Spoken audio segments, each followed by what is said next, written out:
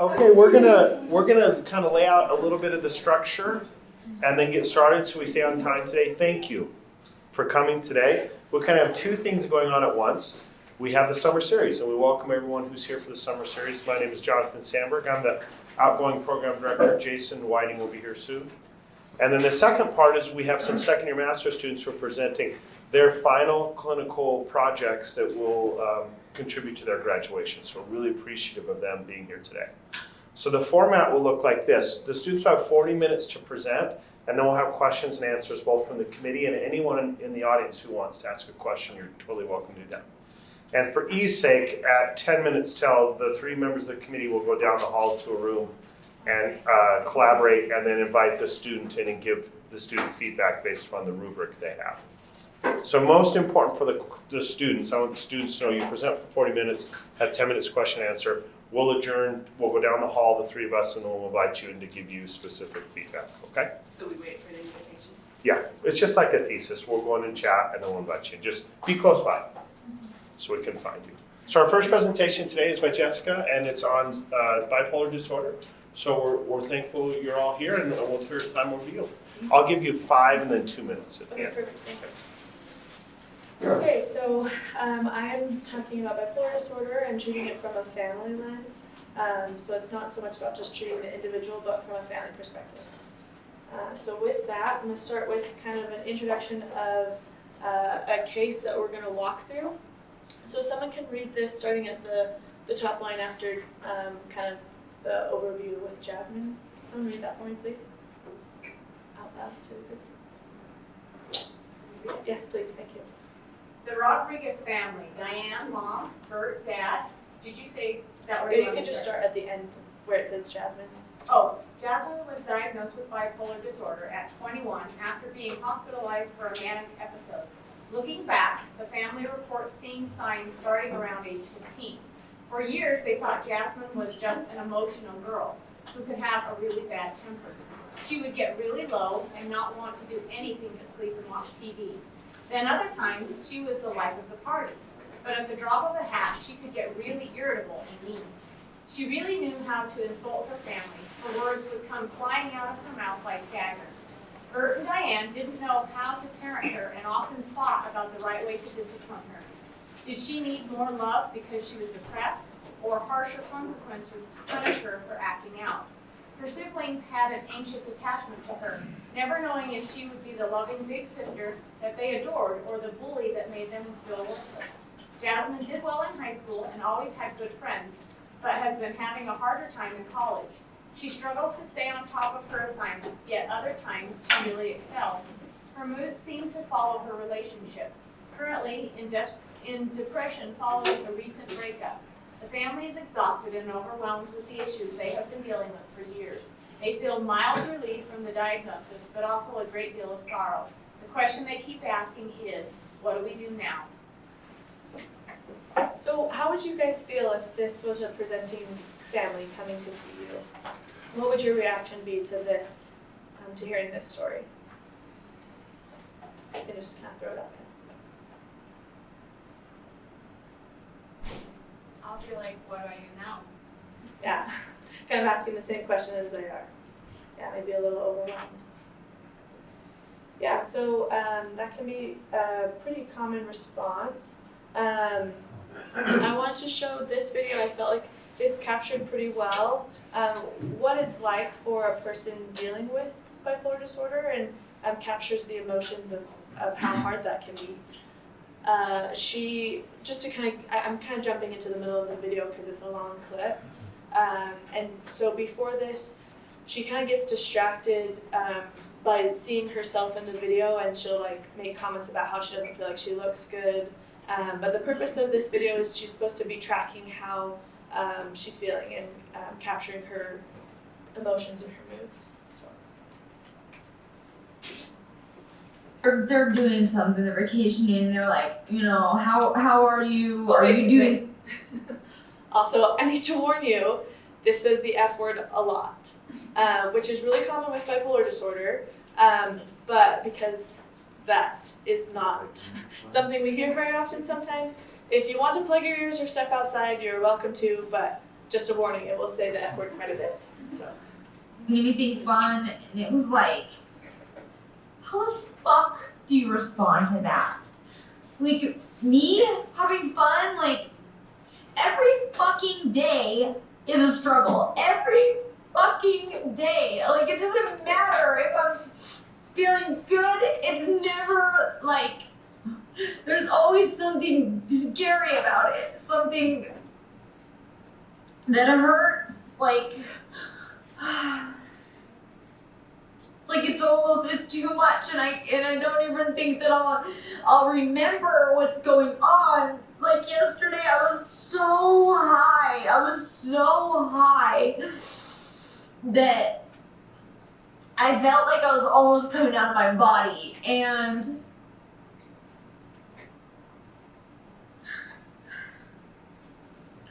I'm like, you know, when someone asks, I'm sorry, I don't like looking at myself right now.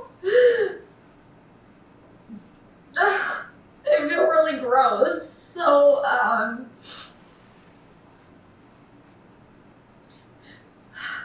it felt so good yesterday. But when people ask me that, they don't understand. Like, you know, I'm so happy in my life. Everything except for this illness. Like, fuck. They don't understand.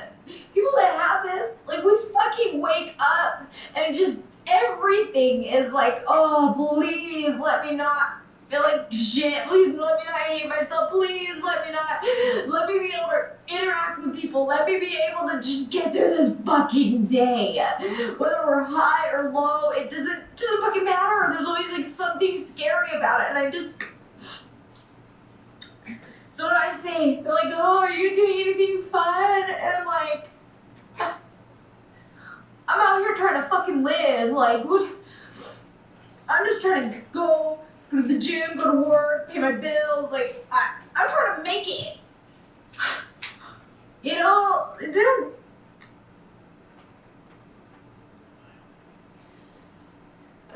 Any responses to that? Any comments you want to share? Yeah, Shan. Her pain is so clear, like, and the isolation that she feels. Yeah, other people not understanding. Yeah, Anna. I just like have the desire to I want to hug her, but I also don't want to get too close. And I just wonder if that's how that is for like the family her family members. Like they want to help her, but it's a little bit scary to just get close to her. Right, yeah. So some of the things that I thought were kind of meaningful about this clip is just how hard it sounds to get through a day, to do the basic things, to wake up and not know what your day's going to be like, what kind of emotions you're going to have, and this fear that is associated with that unknown and the variability of your own life. And then also just that loneliness and that being misunderstood, that it's a pretty isolating disorder. People don't often understand what it's like. I thought it was meaningful that the comments underneath this YouTube video said, yes, like I totally get it, that's exactly how I feel, I have it too, or so it's, I felt like that validated that this is a pretty good representation of what it's like for someone who has this disorder. Oh, okay.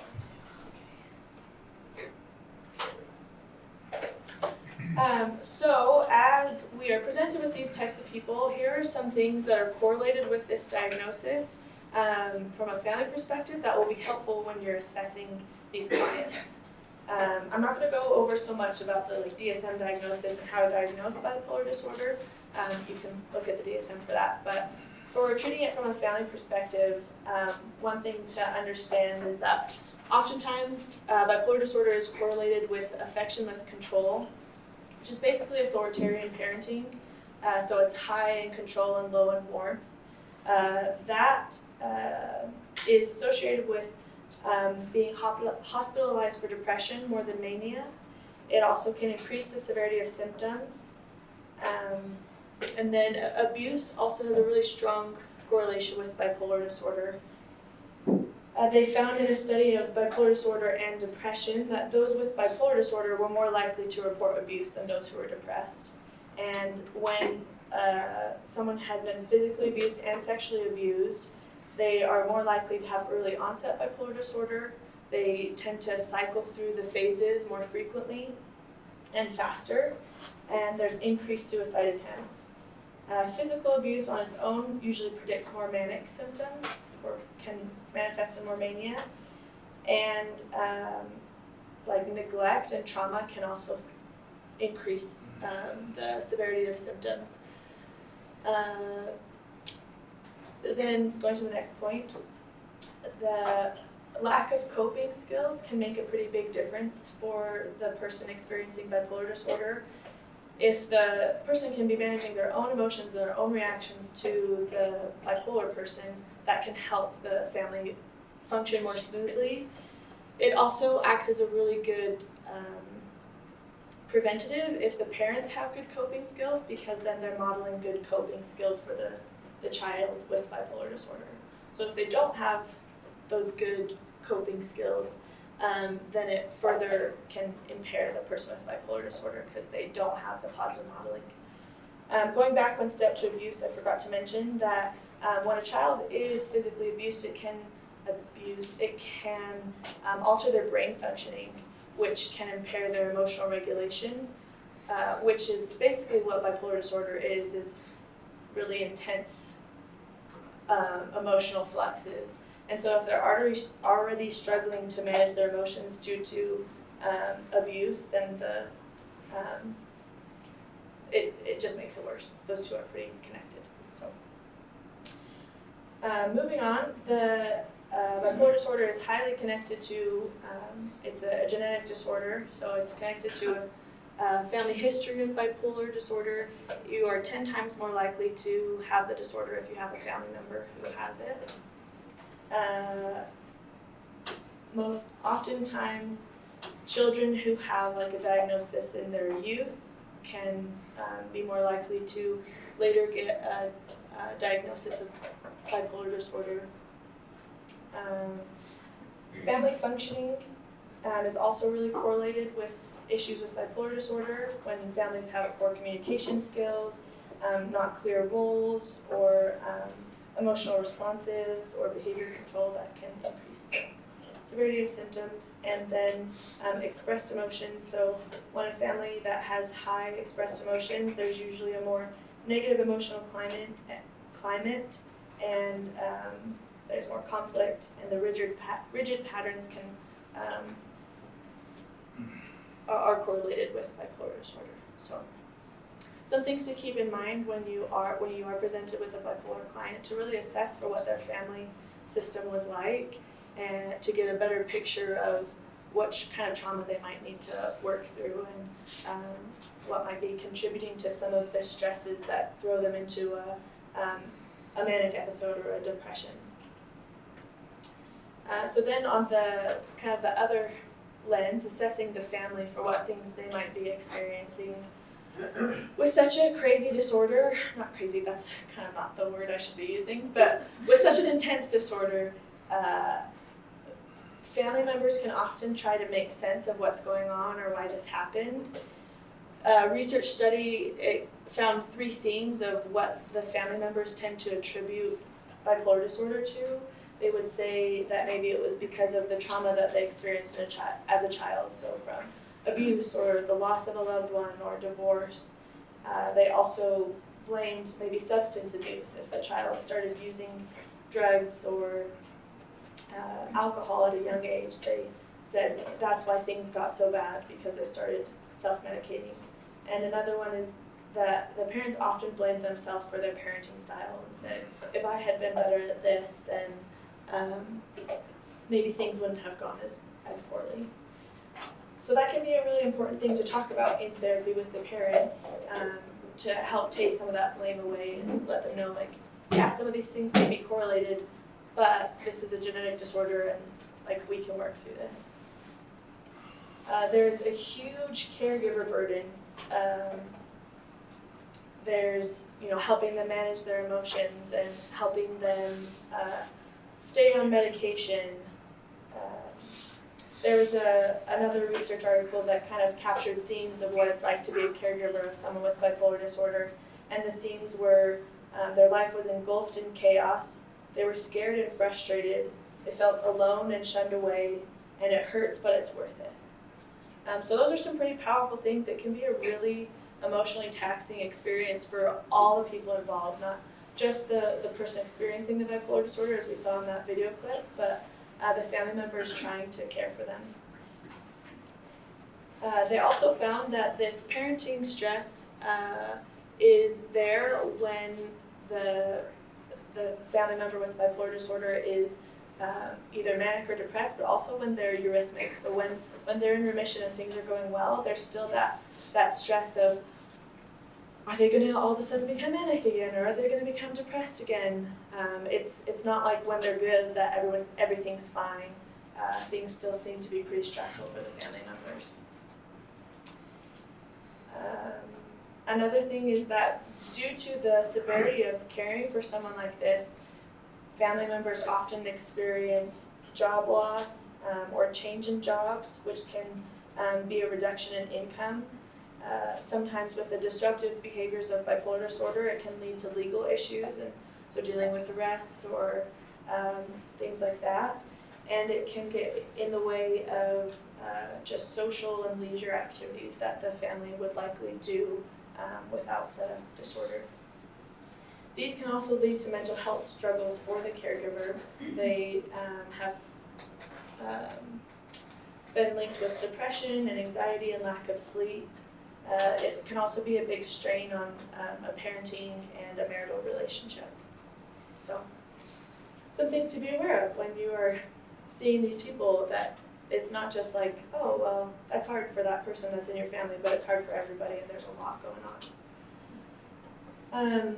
Parenting stress can be increased when the child has a high IQ. They tend to argue more intelligently, which can be difficult. When the child has more manic or anxiety symptoms, that can be more stressful for the parent.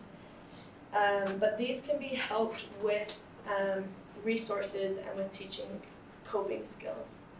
So there is hope, but those are some things that can make it harder.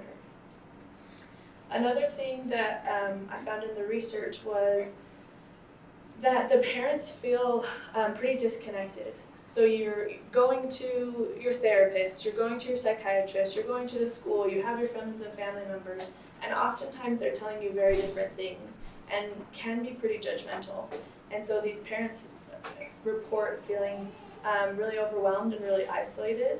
And one thing that we can do to help is really connect to those other resources to make sure that we're all on the same team and supporting them and treating this loved one that they have, so they're not getting different advice from different people. So because bipolar disorder is a pretty, it has its ups and downs, so it's a pretty diverse disorder just in general, but there are some other elements that can further diversify the expression of bipolar disorder. So sometimes when people are religious and they have bipolar disorder, they tend to have more scrupulosity. They can get really highly religious, and in manic episodes can talk about visions and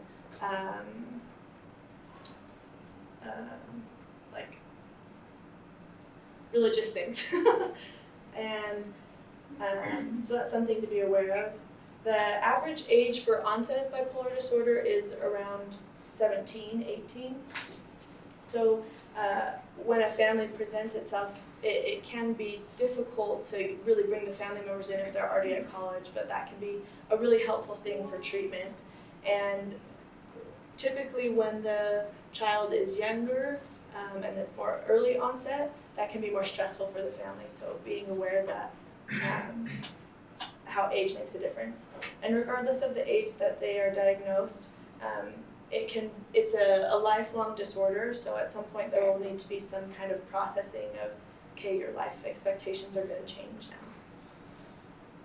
now. Sometimes mania can present itself as more of a physical handicap.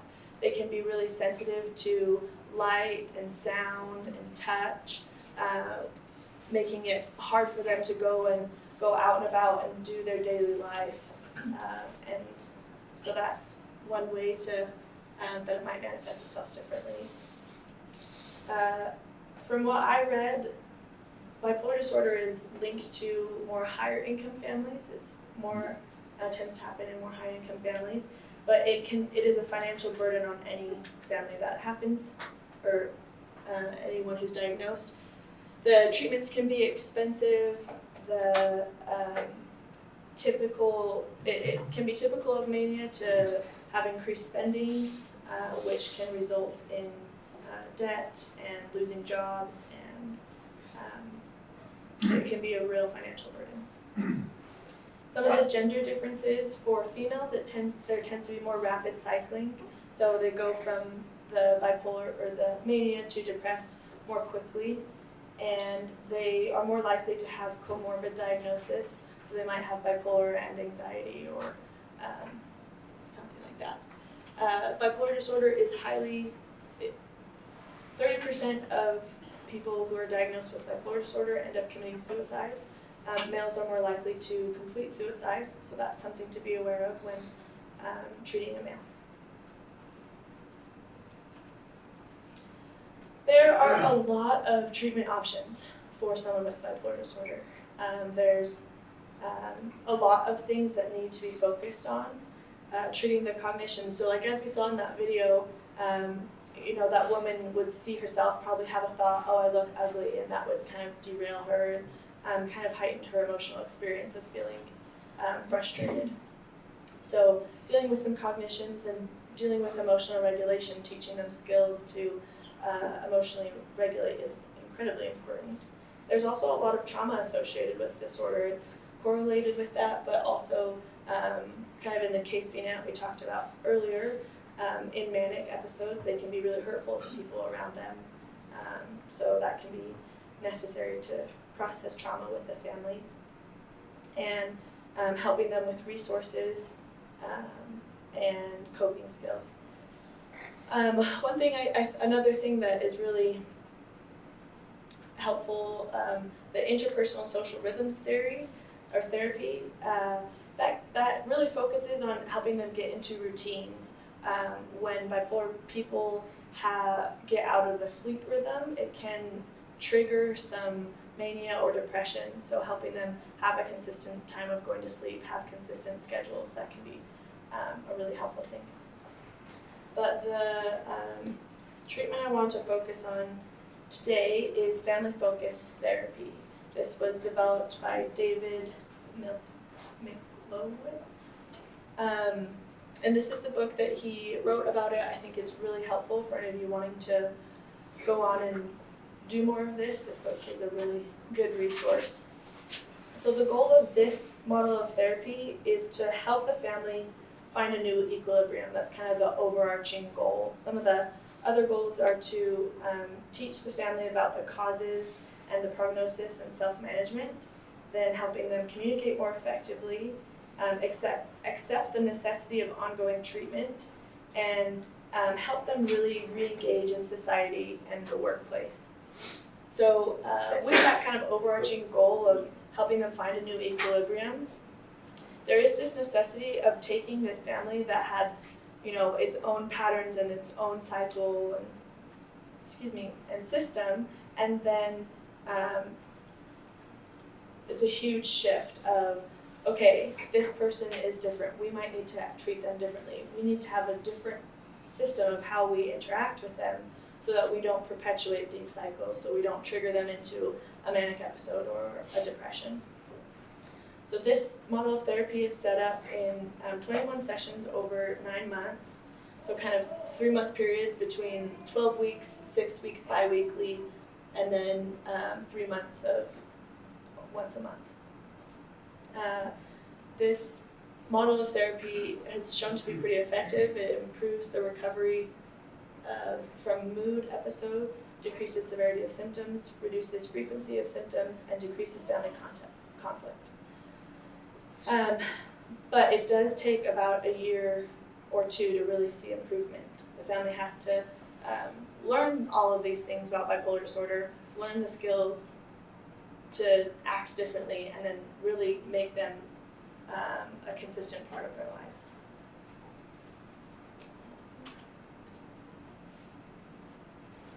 So there are 4 stages of treatment. The first is engagement.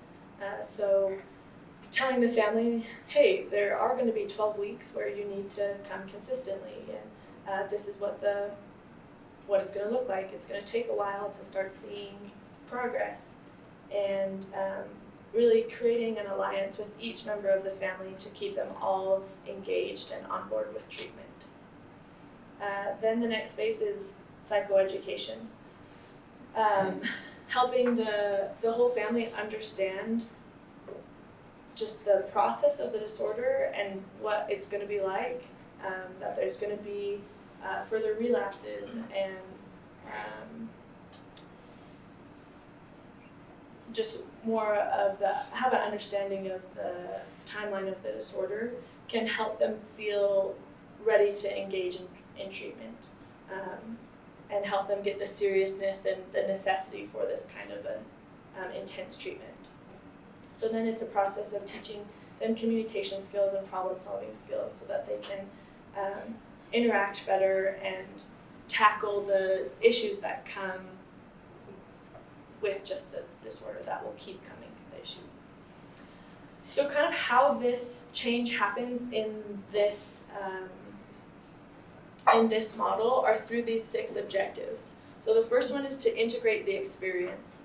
So everyone in the family has had a different experience with this person who has bipolar disorder, and being able to talk about that and kind of process the trauma of that, but also, sorry, let me figure out where I'm going fast. But also like really accepting the seriousness of this, and understanding, okay, this is our new kind of trajectory. Then accepting the possibility of future episodes. So that's restructuring these goals of, okay, my family's going to look different now. We're going to have to deal with some of these things. We're going to have to act differently. And accepting medication, that's not something that we're going to be supporting for a little while and then it's done, but that's something that's going to be a part of our lives for the rest of the person's life that has this disorder. Then another part that can be really meaningful is separating between bipolar disorder and personality. There's a tendency with the diagnosis of bipolar disorder to kind of just say, oh, well, I'm never going to be happy again because the only times I'm happy is when I'm manic, and I'm never going to be able to have a job because I'm depressed or because I have bipolar disorder. And really helping the family separate, okay, what part of this was the disorder and what part of this is you. And the family can be really helpful for the individual, kind of piecing that out, figuring out, okay, what part can I take responsibility of and work towards, and not letting the family just kind of write it off as this disorder is now a diagnosis for a miserable life. And then going to the next one, recognizing triggers and learning to cope. So helping the family understand how someone who has bipolar disorder, when they're triggered, they experience stress differently than maybe you or I do, that it can lead to a manic episode, and how the family can be supportive in helping them cope with that stress or avoid them being those triggers for different episodes. And in this process, like going through all those steps, we are establishing more functional relationships. So taking a family that may have been largely contributing to this disorder, and helping them be a real support and a protective factor for the person who is experiencing the disorder, but also a support to each other instead of having that caregiver burden where they just feel overwhelmed. Knowing, okay, this is how we can handle it, this is the coping skills we can use, and instead of just this unknown, what am I supposed to be doing now? Okay, we have this knowledge, we know what we're supposed to do. So some of the critiques of this research are All of the studies are done in hindsight because in order to be a participant in the study, you have to have a diagnosis of bipolar disorder. Part of the issue with the hindsight research question is it depends on the state that the bipolar person is currently in. So if they're manic or depressed or eurythmic, they might have a different response to the questions than if they were at a different phase. And oftentimes the research fails to ask which episode they're in. So that makes the data not as helpful. Self-report, it's a lot of the research is based on self-report, which is can be like due to the person's like individual meanings of the question. So the research calls for more interview-based research. A big problem with a lot of this research is that you don't really know which one caused which. So is the parenting worse because of the disorder and the child being so rambunctious that the parents are more abusive or have less love, or because the parents were like that, it made the disorder worse? It's kind of hard to know which one came first. You can't assign someone bipolar disorder, so all of the data is correlational. There's a lot of lack of healthy comparison groups. There isn't really a whole lot about mechanisms of change or how this change came about. They just kind of say, oh, we saw this change. And usually the research has small sample sizes, so it's hard to generalize to other people with bipolar disorder.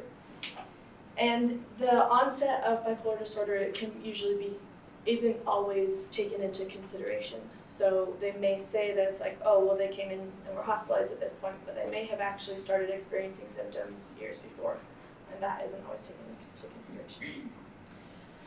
Okay, so with all of that information, we're going to kind of answer the question from the beginning of what do we do with this Rodriguez family. So they came in and they're feeling like, what do we do? We have this daughter, and so first, kind of assessing some of those things we talked about at the beginning. How was the family growing up? What did they do to teach her how to manage her emotions? How did they talk about emotions? What kind of emotional regulation skills did they have? What kind of coping skills did the parents use? What kind of discipline and love did they use? So just kind of getting a base understanding. And kind of how is the family feeling in response to this family member, or Jasmine, with the bipolar disorder. So then we start with the engagement phase. I think it could be really helpful to have individual sessions with the kids and the parents and then the person with bipolar disorder to kind of hear their story, help them feel validated about how hard this experience has really been, and kind of give them hope that this can help, that we can help them in this process. And then really helping them get on board, letting them know, like, okay, the next 12 weeks, I need you to come every week. For this treatment to be effective, you need to be coming. And then later on, we're gonna have you practicing. You guys are gonna go home and work on the things that we talk about for this to really be effective. And the next phase is education. So you might not see progress right away. It's going to take about a year or so to really see the progress that you're hoping for. So you need to stay with me, stay engaged in the process. And once they're on board for that, then start with educating them. So Jasmine is in a depressed phase right now. Hopefully with some coping skills, eventually like she'll get out of that and she might be normal for a little while. Then a stressor could throw her into a mania. And if we can help her kind of calm that mania, then the depression won't be as bad, hopefully. If we kind of just let it go out of control, usually after a manic episode, the depression is a lot worse. And mania can be a really enticing thing. She might really like that, and you might really like that. She's fun, she's the life of the party at that phase. She's getting her homework done, you're proud of her for excelling in school.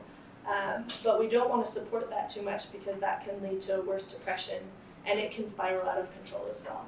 So like, yes, let her be happy, and but make sure that the coping skills and that she's getting regular sleep, and kind of talking through just what it's really like with the disorder, and really educating them on, okay, kind of here's what's going to be happening for the next while. Then teaching them some communication skills. So this can be like active listening, so helping each other feel heard, and offering positive feedback or constructive criticism. Hey, like, I see that you're kind of acting out a little bit. Can we dial it down a little bit? And we're teaching them how to request change out of each other. So, you know, maybe mom starts saying to Jasmine, hey, I notice you're feeling more depressed. Why don't you go exercise or do that? And Jasmine may feel like, Mom, I feel like you're parenting me like I'm a child. Can I have you ask me that in a different way, so that it doesn't perpetuate family dysfunction? So teaching them how to communicate about it, because this is going to be a lifelong process of learning together and working together to make things better. So then, because it's going to be a lifelong issue of working together, then they're going to have problems come up. So they might get things figured out for a little while, and then something else might start manifesting, or they might come up with some different kind of presentation of the disorder. And so teaching them how to identify problems together and generate solutions, and then implement solutions to the problems that they can help each other with. So let's say that she starts having like a sensitivity to light, and then they say, you know, identify together, okay, this is the problem we're having. What are some solutions we can come to? You still need to be able to go to your job, and your job requires you to look at a computer. Is there like some glasses that we could get you? Or like, can we support you by having, you know, when you come home, turning out the lights more? How can we support you in still making your life effective right now? And then implementing those together. So yeah, those are the steps of this family-focused treatment. The family, you know, kind of depending on the issues that they've had, they may need more things from, you know, different models. They may need some more help with the cognitive distortions, or they may need some more processing of trauma depending on abuse, or abuse from the bipolar person. So from there you can kind of assess what the family needs more, but hopefully, you know, through that process that they will be in a much better place. So, thank you.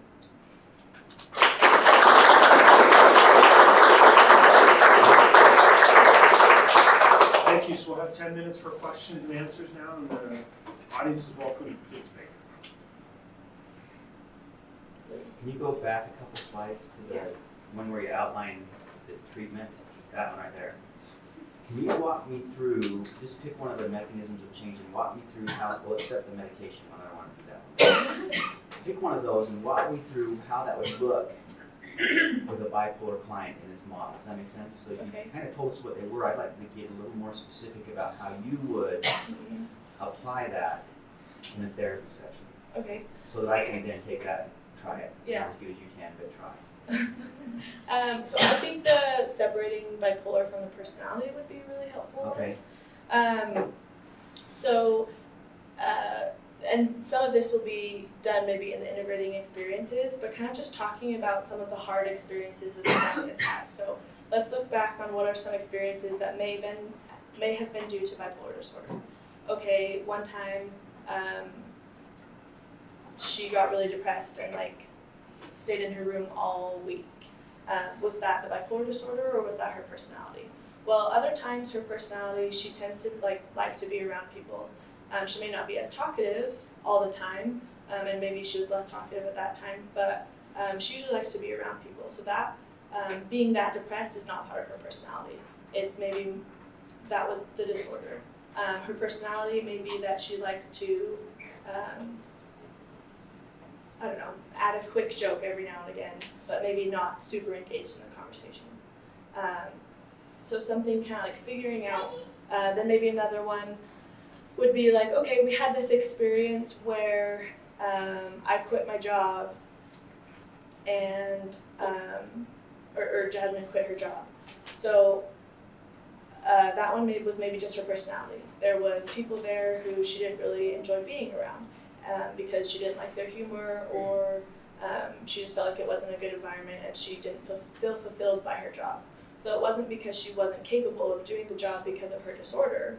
It was more just like a personality not fit. So really trying to tease out like, okay, you're not doomed, you're not going to be depressed all the time, or you're not going to fail at every job just because you have bipolar disorder. There's a difference between this disorder and who you are as a person. So can I ask one more follow-up question? Yeah. Can you take it one step further? Let's assume I'm an insensitive parent, Okay. because I've done that. Shut up, Aaron. Because I have done that before. Rarely, but once in a while. And I just think my daughter's being lazy. So how do you bring me into that conversation of separating this out when my daughter says, hey, I'm sick, and I'm saying, no, you're lazy? Right. How would you do that? Take that. Can you answer that just a little bit? So I think that's where kind of some personal responsibility may come in, and be like, okay, yeah, maybe like there is a part of your personality where like part of the reason why you quit that job was just because you didn't like having to work that hard, and that wasn't because you were incapable because of your disorder, but it was because you didn't like it. And so kind of asking like, okay, let's go more in depth. Let's ask questions to the person. So what was the real reason behind quitting that job? Explain. Like, okay, so there are parts of it that were for different things. So yeah, there may be room for it to be like, okay, yeah, maybe part of your personality is that you really like to lounge around and not do much.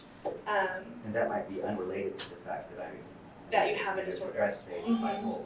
And regardless of if you have this disorder, like one of the goals that we talked about is for them to be able to re-engage in society, to have a job, to keep a job, to have social interactions, and have fulfilling relationships. So it's like, okay, well then at that point, like, yes, maybe this is part of your personality. If we're trying to work towards you being effective in society, is that a helpful trait? Do we want to keep promoting that? Of the models, what drew you to make Lewis's model? It was the most like family focused. The other ones seem to be more focused on just like the individual, which I think there is definitely a piece that is really helpful. And this may miss a little bit of giving the individual who has bipolar disorder the skills that they need, because this is like the family helping the family have the skills that they need, but it misses some of the skills that maybe the individual will need just to kind of keep going for themselves. So from a family perspective, I think that this is the best for helping the family system be successful, but I wouldn't necessarily say that it's most helpful for the individual. So if you have someone come in who just like doesn't have a family, doesn't want to work with their family, this probably wouldn't be the best one to do with just seeing an individual with bipolar disorder. From your opinion, how does it sit in terms of empirical research among the other models? Is it the most supported, the least supported, in the middle? I think it's, for family treatment, it's pretty equal. There are some other studies that say that there's another one that works just as effectively. The STEP one, which was also developed by Lowitz, where he was helpful in developing that one. The psychoeducational family intervention is also pretty effective, and it was developed just for bipolar disorder and families. So it has been shown that doing a family treatment is more effective than just doing it on its own, because the family can contribute to the triggers and making things worse. So it's helpful to have it. The family ones definitely show better results or outcomes, but they're pretty equal in effectiveness. Thank you. Any other questions? I have a question. With the model that you like by that one guy, is it different for a family coming in with bipolar being the parent versus a child? Does it like distinguish between them? There's just kind of It doesn't really distinguish between that. It's it's more helping just like the family, kind of whoever the person is. So it'd be helpful for everyone. Yeah, that's a good question. I would imagine there's nothing that says you're not gonna do this family approach and also do individual. Yeah, you could totally do that. You're welcome to take a few more questions. We're going to step out the committee. Okay, And if great. you could maybe by 10, tell them, meet us down in the lab, the exercise lab room. Okay, just right next door. Great. Any other questions? Oh,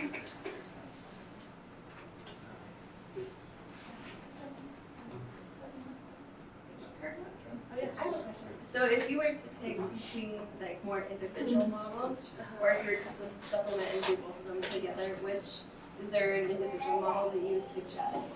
Why?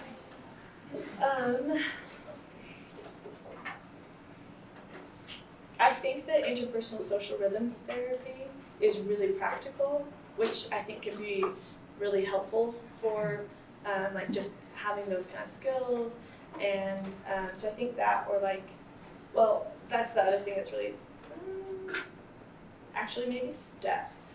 The STEP one, it actually includes interpersonal social rhythm therapy and like CBT and some mindfulness training. So that's probably the best one for an individual, kind of giving them kind of all of those, like helping their cognitions, helping the emotional regulation, and a really practical, like, you need to go to sleep, you need to do some of these things, you need to take your medication, so. Yeah. Is it true that many or most bipolar, people diagnosed with bipolar are resistant or refuse to take medication because they feel flat on it and they love the mania stage too much? That is a really, that's really common. Mania is kind of like a drug, like it's like you're high on life, like you couldn't be happier, you're on top of the world, you feel more like willing to take risks, and so it can be a really addictive kind of an experience. And then, the medication is trying to make both of the ends of the spectrum be a little bit more in between. So yeah, people, they can feel like, oh, I'm boring now, or I don't really like this.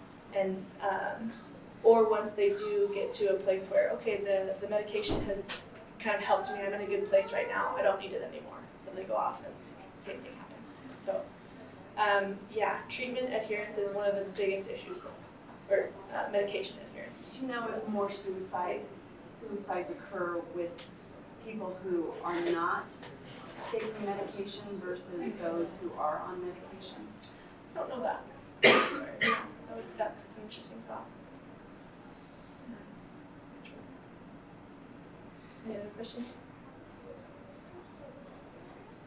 Yeah. So I think it's pretty clear how this treatment method kind of helps the family support the individual with bipolar disorder, but would you say that this method also helps support, like how does it help support the family as a whole? Mm-hmm. So it can help the family in that, like, it gives them like resources of what to do, because that can be a big struggle. It's just like, what do I do with this? So when they get that psychoeducation piece is really helpful for the family. That's why it's another whole model is just based on psychoeducation.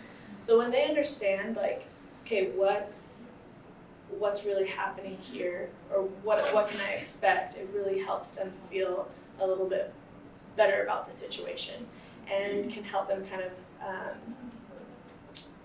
just have better expectations. So that's a really helpful piece for them.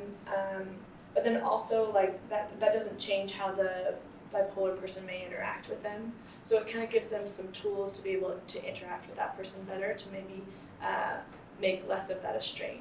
And I think that teasing out the personality disorder part can be helpful for, okay, like, can I ask you to talk to me differently? Like, or I need to ask you to, you know, not be so lazy. That part maybe not isn't part of the disorder, but is part of your personality, and let's work on that. So.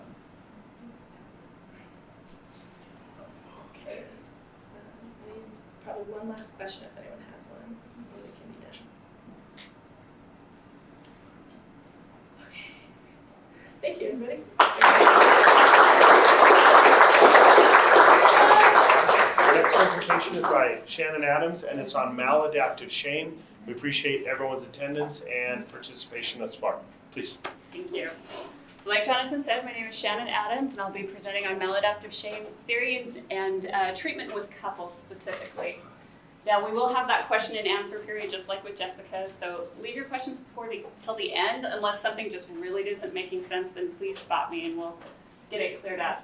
So in this presentation, we'll essentially go through 3 sections. The first will be on theory, kind of like what is shame, how does maladaptive shame start, and how does it impact relationships, and specifically couple relationships. The next session will be kind of a review of the current research on shame and its effects. And then the last section will be on treatment, what clinicians should be looking for, what the treatment tasks should be, and then kind of some examples of what working with shame with a couple using EFT looks like. So let's start with theory. Now, as a clinician, I have a decidedly experiential flavor. So I'm going to ask you at the beginning here to kind of touch your own experience of shame. So I'm going to read some statements about shame that are taken from a grounded theory research study. There we go. These are both males and females that are talking. And so as I read these, I want you to just kind of let yourself go there. Remember what it was like to feel this way. So, you work hard to show the world what it wants to see. Shame happens when your mask is pulled off and the unlikable parts of you are seen. It feels unbearable to be seen. Our worst fear is being criticized or ridiculed. Either one of these is extremely shaming. Shame is feeling like an outsider, not belonging. Shame is being wrong, not doing it wrong, being wrong. Knowing or showing fear is shameful. You can't show fear, you can't be afraid no matter what. Shame is being exposed. The flawed parts of yourself that you want to hide from everyone are revealed, and you want to hide or die. Now, as you can tell from those statements from those participants, that shame is a very aversive experience. And in fact, the literature around shame is very unified in its definition. And that is that it is a global negative self-evaluation as inadequate, unworthy, unlovable, and we can add words there, broken, bad, anything like that. That's shame, that global negative self-evaluation. And it's really important to understand the difference between shame and guilt, because quite frequently when our clients come in, they'll talk about feeling guilty, but from a research perspective, what they're really talking about is shame. So, to differentiate between shame and guilt, shame is that global negative self-evaluation, while guilt is usually a very specific negative evaluation, and it's usually behavior specific. So shame is I am bad, while guilt is I did something bad. And the interesting thing about these two concepts is that they have very different action tendencies associated with them. The primary action tendency for shame is withdraw. It's that pull away, it's hide or die, right? Whereas the action tendency with guilt is actually repair. You move to make amends. You try to reconnect. That's where guilt actually takes you. So there are some different dimensions of shame that it's important for us to understand before we go through the rest of the presentation. And the first that I want to talk about is adaptive versus maladaptive shame. And I know that might sound a little crazy. Shame does have a very adaptive function because it is our primary mechanism where we learn social rules, social norms, social mores. Where it becomes maladaptive is when that biological emotional experience of shame is tied together with cultural influences or personal experiences, and it just gets in our way. It becomes detrimental to that particular individual. So there's external and internal shame. External shame is when some other is displaying a shaming behavior, contempt, disgust, something like that, and it elicits shame from the individual. That is external shame. It happens between people. Internal shame is where the thoughts of an individual elicit that same biological response. Okay, so for those CBT fans out there, something like a cognitive distortion would be an example of internal shame. Another dimension of shame that's important to understand is situational shame versus shame proneness. Now, situational shame is very similar to external. It happens between people, but it's located around a specific event. So when a couple is fighting and one of the partners ends up feeling shame, that's an example of situational shame. Okay? Shame proneness, on the other hand, is it shows this heightened sensitivity to external shame, but also the presence of a maladaptive process, an internal process. In the research literature, sometimes situational shame and shame proneness are referred to as state shame. That's situational because it's located around a specific event, and trait shame, because shame proneness takes on almost an aspect of personality trait. So it's sometimes known as trait shame. Now, shame proneness is highly correlated with a history of abuse. And in fact, I read a statement from someone who was emotionally abused as a child, and they said, I didn't like it at first, but wait till the end of the statement. They said, if you were abused, you will be abusive, even if it's only to yourself. And that's kind of that shame proneness that we're talking about. The last dimension that I want to talk about is primary shame versus secondary shame. So primary shame is that automatic biological emotional response that comes either from an external or an internal stimuli. Okay? Secondary shame is when you have that same biological emotional response, but it's in the stimuli this time is another primary emotion. So a secondary shame example is, I feel ashamed that I'm afraid. Does that make sense? Okay, so let's go on to the etiology of maladaptive shame. So this is how maladaptive shame happens. And it's important to understand what we all share before we talk about maladaptive shame. So shame is absolutely a universal human experience. It's one of the 8 primary emotions, and it has characteristic facial and postural signs that are recognizable across cultures. So it doesn't matter what culture you're in, there are certain facial characteristics that cue shame. Okay? The other thing to note is that shame is observable very early in life, in the 2nd year of life. And in fact, researchers, I find this really fascinating. They say that those interactions that kind of cue fear or protest in toddlers are not actually the interactions that cue shame.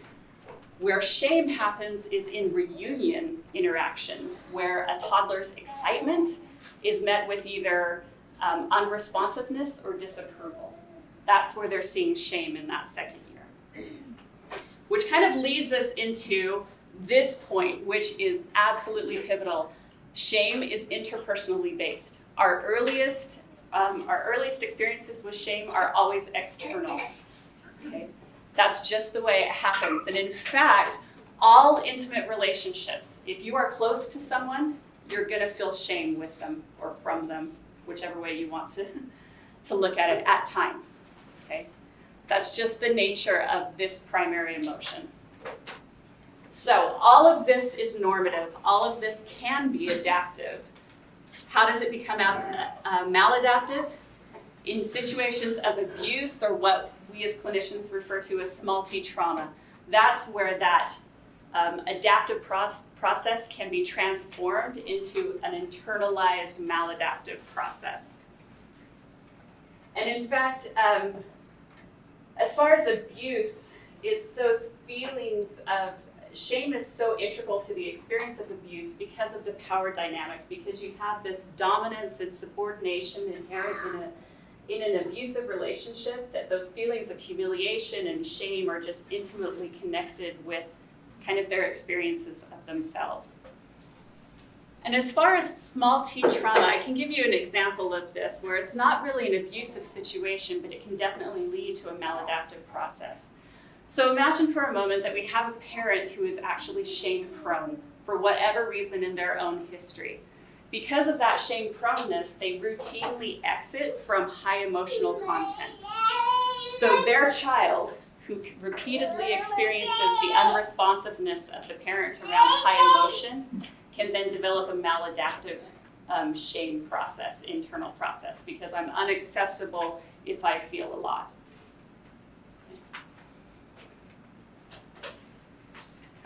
So let's look at how this develops from an individual perspective.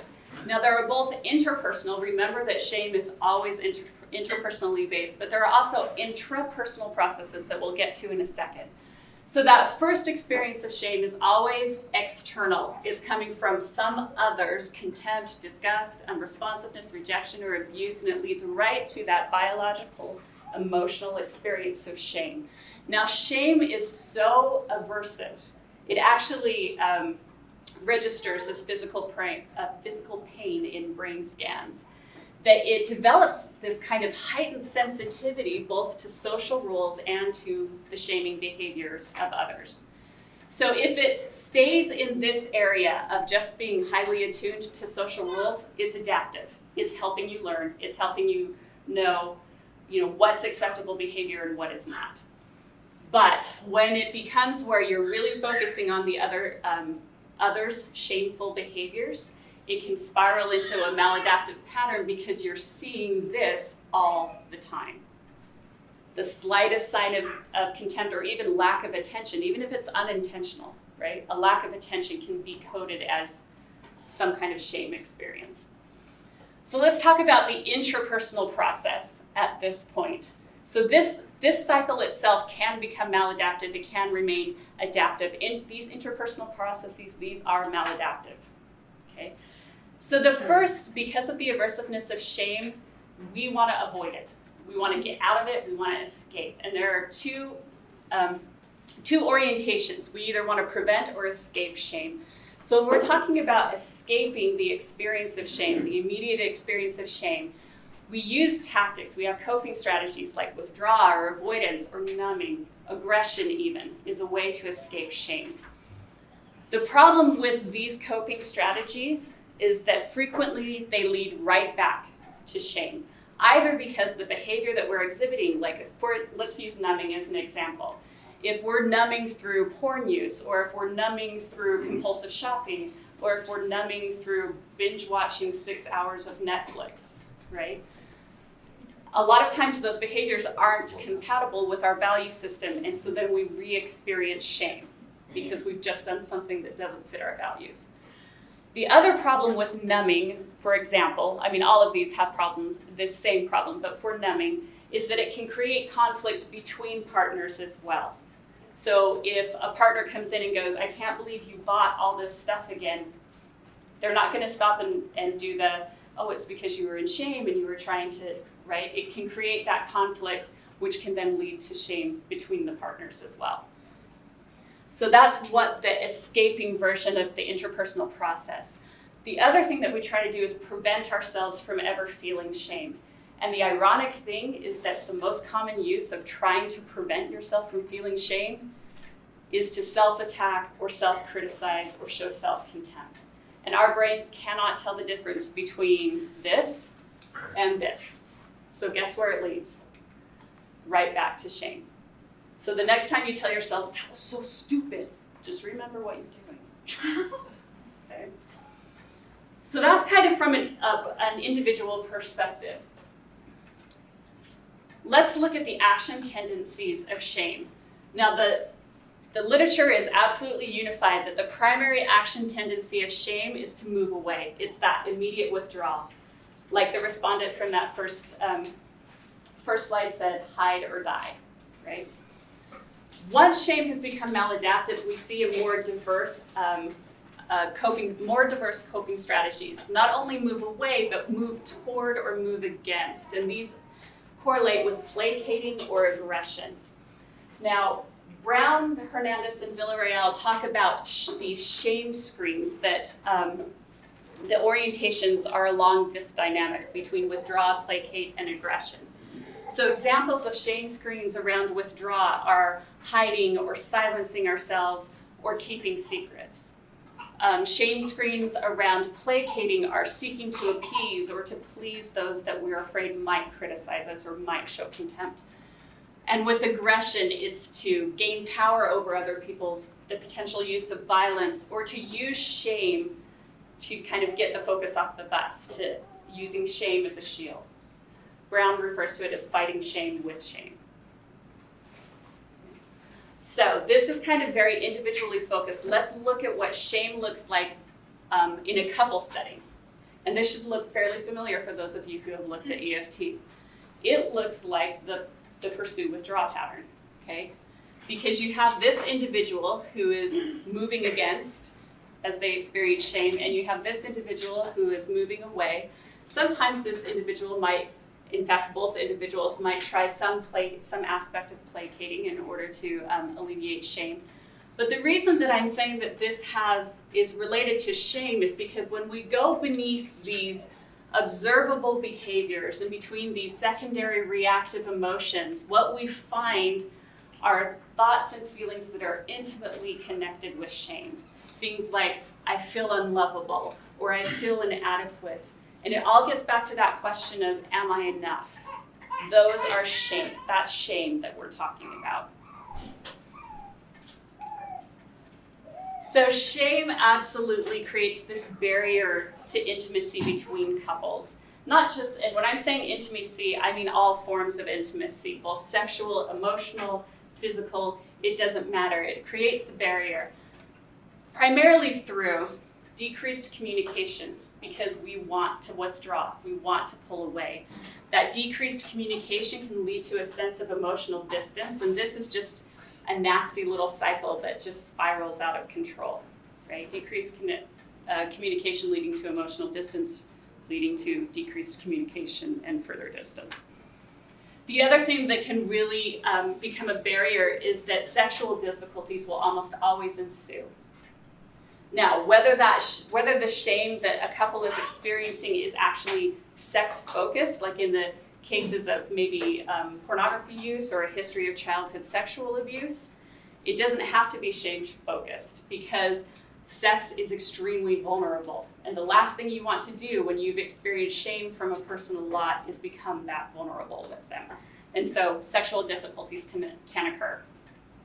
The last thing that's really important to understand is that when a couple is in a maladaptive shame process, it can really increase conflict, including a much higher probability for intimate partner violence, because that coping strategy of moving against can come out in the middle of the fight. If you say something that is just so cutting that really touches my shame, I can lash out physically. Okay, so let's talk about the research. And the important thing with the research to understand is the strengths and the weaknesses, because there are decidedly both when it comes to shame. Now, the real strength of the research is that there is just incredibly overwhelming evidence about the deleterious clinical impact of maladaptive shame. And so just to give you kind of a sense of this, shame correlates with just a wide variety of clinical diagnoses and issues. For example, addictions, both process and substance, all sexual dysfunctions, anxiety and depression, PTSD, and the pursue-withdraw interpersonal dynamic. Now, this isn't an exhaustive list, but it gives you kind of an idea of how strong the association is between maladaptive shame and psychopathology. The other strength is that in outcome research, interventions targeting shame result in symptom reduction. As far as weaknesses, and this is for us, at least an overwhelming weakness, is that most of the research is, in fact, all of the research I found was individually focused. It's not talking about shame between couples, it's talking about individual experiences of shame.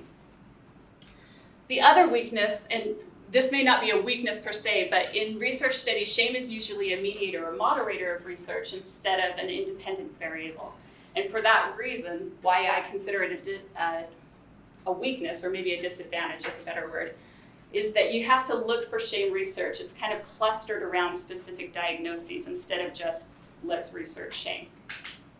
So for that reason, we're going to look at 3 different diagnoses. These are diagnoses that are clinically relevant to me because I'm looking to practice sex therapy after I graduate. So we're going to talk about post-traumatic stress disorder, a history of childhood sexual abuse, and hypersexuality. So let's start with PTSD. And I just want to give you just a little bit of time to kind of review these bullet points.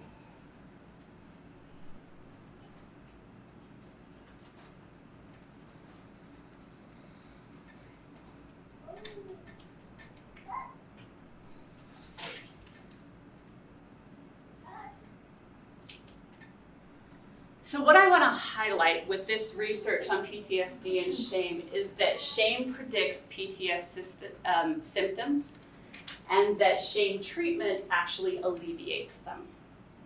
Okay, let's go on to a history of childhood sexual abuse, and I'll give you a little bit of time to review these points.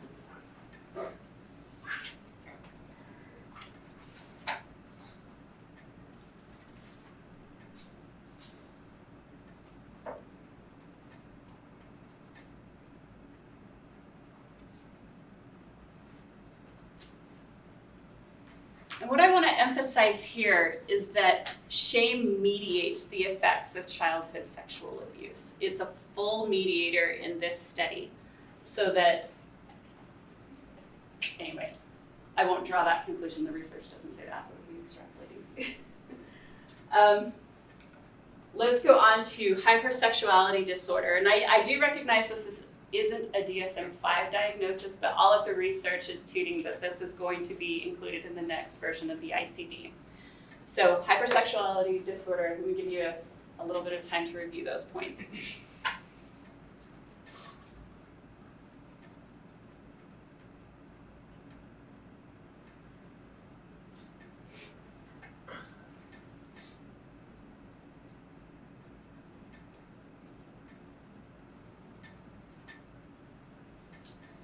And what I want to highlight here is that shame predicts hypersexuality, hypersexual behavior.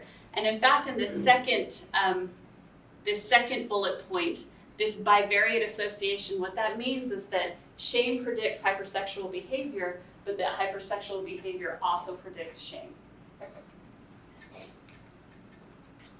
So let's move into treatment.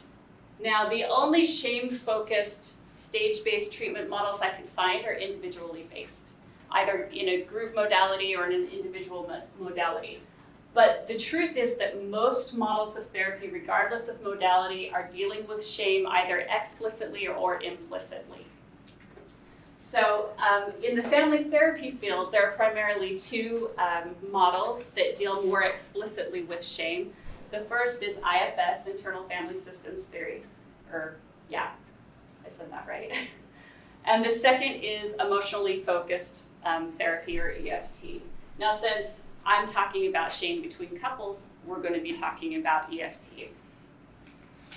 The other thing to take into consideration as far as in treatment is that there are diverse contexts in which shame becomes especially relevant. And what elicits shame and the intensity and frequency of the experience is really informed by culture and ethnicity.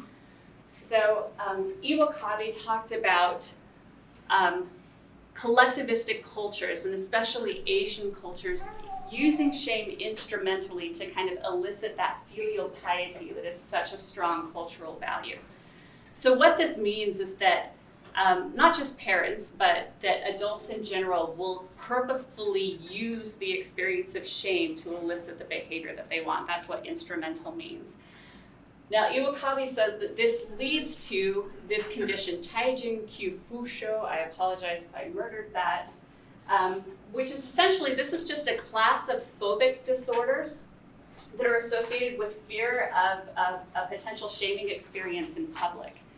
And he said that this is the most typical form of neurosis in Japan. So I'm just highlighting, with this information, just highlighting how pertinent the explicitly addressing shame is, especially with clients from collectivistic cultures. And what I mean by explicitly addressing it is that we as therapists need to give explicit permission for clients from collectivistic cultures not only to feel and talk about what they're feeling, but to let them know that that's actually what's expected in this space. That this is obeying the social norms by talking about feelings or or actually staying with the emotion that they're experiencing instead of exiting. The other context in which addressing shame is very important is with sexual orientation. So we talk a lot about internalized homophobia. Internalized homophobia is exactly a maladaptive shame process.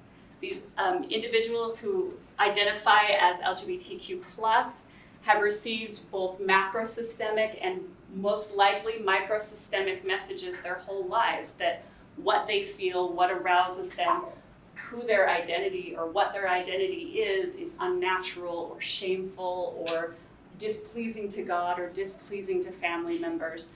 And so that internalized shame can become extremely maladaptive, especially in a couples setting, because that maladaptive process can be projected onto the partner and cause a lot of conflict. And so it's something to really address explicitly when dealing with sexual minorities, especially sexual minority couples. The other place where shame can really affect sexual minority couples is around arousal. Because of those same macrosystemic and microsystemic messages that have been communicated, when the individual experiences sexual arousal, it can automatically trigger a shame response, and shame will cut arousal off.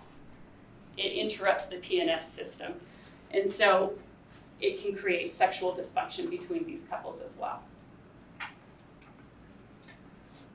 So through the rest of the treatment section, we're going to follow a clinical vignette. This is a case that I've been seeing for a while. I've changed all of the identifying information. But just to kind of give you a sense of who this couple is, Linda and Robert have been married for about 18 years. This is the second marriage for both of them. And all of their children have left the house, although Robert's mother still lives with them. Linda is still working full-time, but Robert is partially retired. And that has been a topic in therapy. It causes a lot of dissonance for both of them. Linda initiated treatment to address her insecurity and hypersensitivity. Those are her words. She initially came in for individual treatment because she thought it was her problem. I convinced her that we should be treating this systemically between the couple, and so when Robert showed up, he really started talking about how he feels he's responsive but doesn't get credit for the way that he is responsive.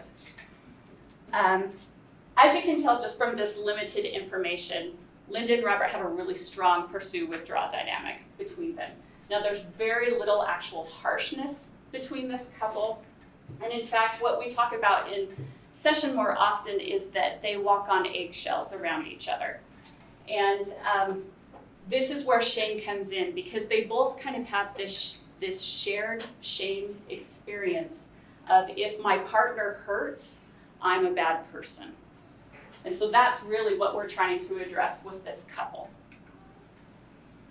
So as far as assessment, there are formal assessments of shame. I can give you a short list of some if you're interested, but they're really more relevant to research than they are to a clinical setting.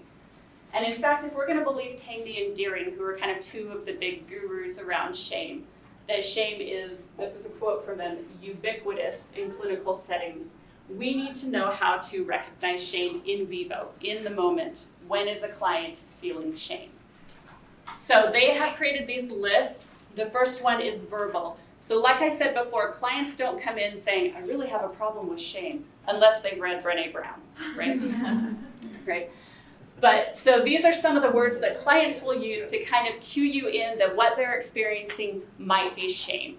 And as this list populates, I want you to allow yourself to kind of connect with one of these words that really kind of is an example of your personal experience of shame.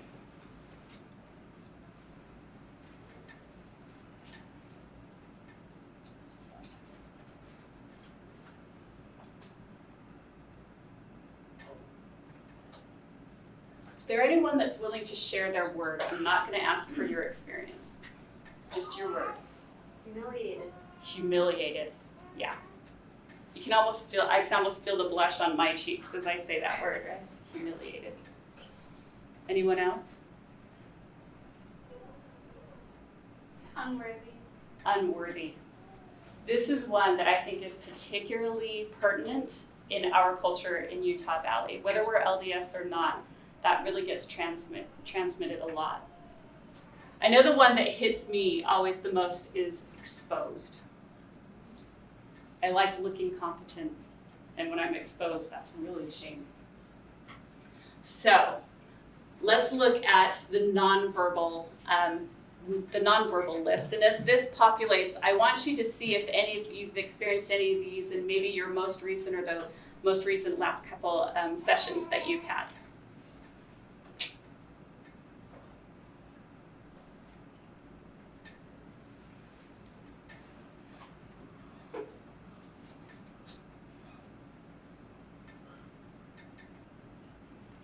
Now this one, withdrawing,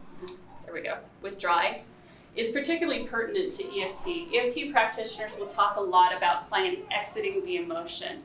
And essentially what that means is that the client is probably experiencing some level of secondary shame because whatever they're feeling in their past, they've learned that it isn't acceptable or it's too vulnerable or they just don't like it, so they pull back from feeling what they're feeling.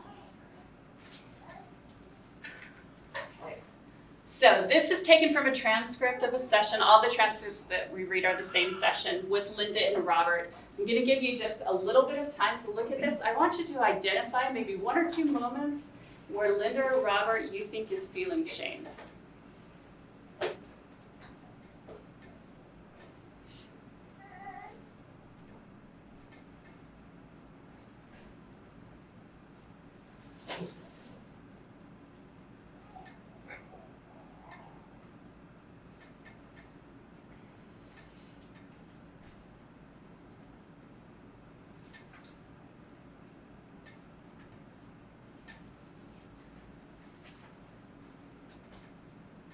Has anyone pinpointed one yet? I'm seeing some nodding.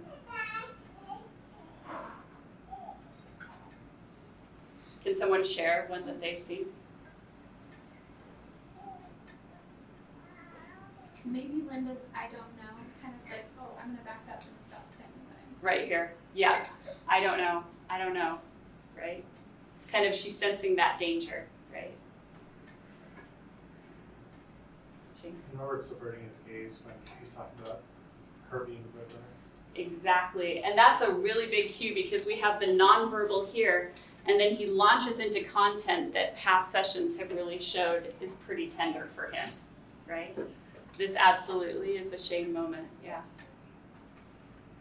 Another one is right here, Linda partially hiding eyes with hand. This is one of those cross-culturally relevant shame signs, right? Anytime you're hiding your face. So, this is what it looks like in each of the partners, but what does it look like between them?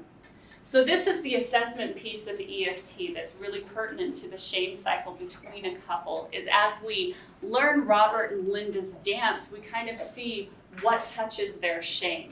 And it's this, for Linda, who is the blamer, it's all about being unlovable. That's really where her shame lies.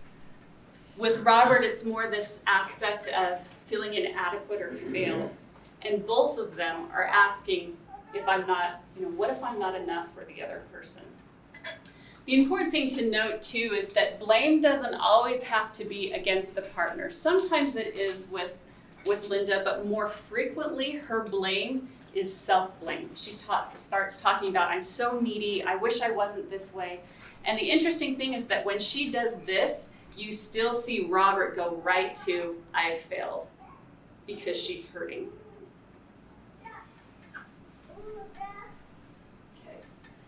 Now, like I said, this is a piece of the assessment between clients in the EFT process, is as we are able to map their pattern, that's really where we learn how shame is affecting their interaction sequence. And not only that, but as we're assessing, we're actually doing some of the work. And we'll get to the treatment tasks on the next slide, but I just kind of want to spoil it a little bit and say that in the process of identifying this pattern, we were able to increase awareness of what goes on between them, but we were also able to reverse that action tendency and kind of keep them in the moment so that they're not just exiting as fast as they can from the shame experience.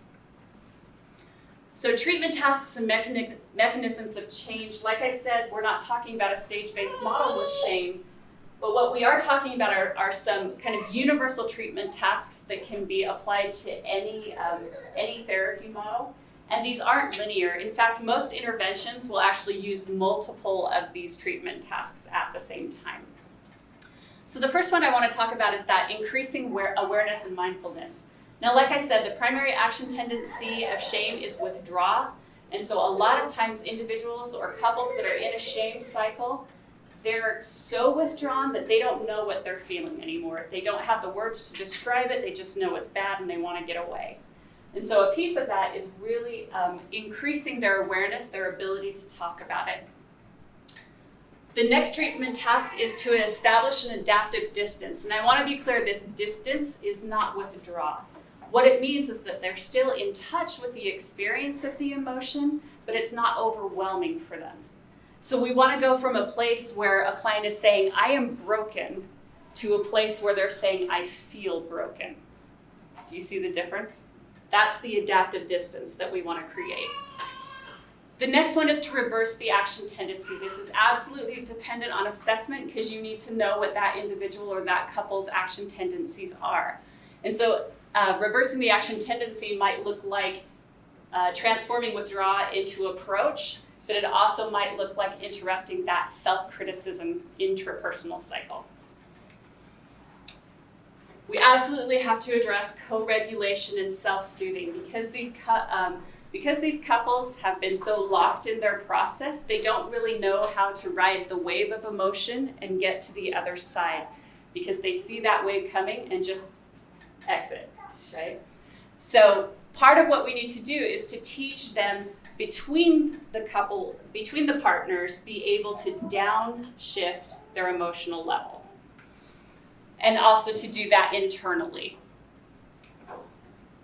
The last treatment task, and this is the one that has the most empirical support, is to elicit compassion. And it's really important that this compassion is bidirectional. It should be compassion for the partner, but it should also be self-compassion. Now, there are primarily 3 mechanisms of change that these treatment tasks address. The first is exposure and habituation. Right? The person actually learns that they, as aversive as shame is, that they can survive it. They don't have to run from it. They're strong enough to weather it, to ride that wave. The second is that you're interrupting this vicious cycle. And then the third is that you're providing corrective emotional experiences. Now, in individual treatment, that corrective emotional experience is happening between an individual and a therapist. But the great thing about EFT is that those corrective emotional experiences are happening between the partners.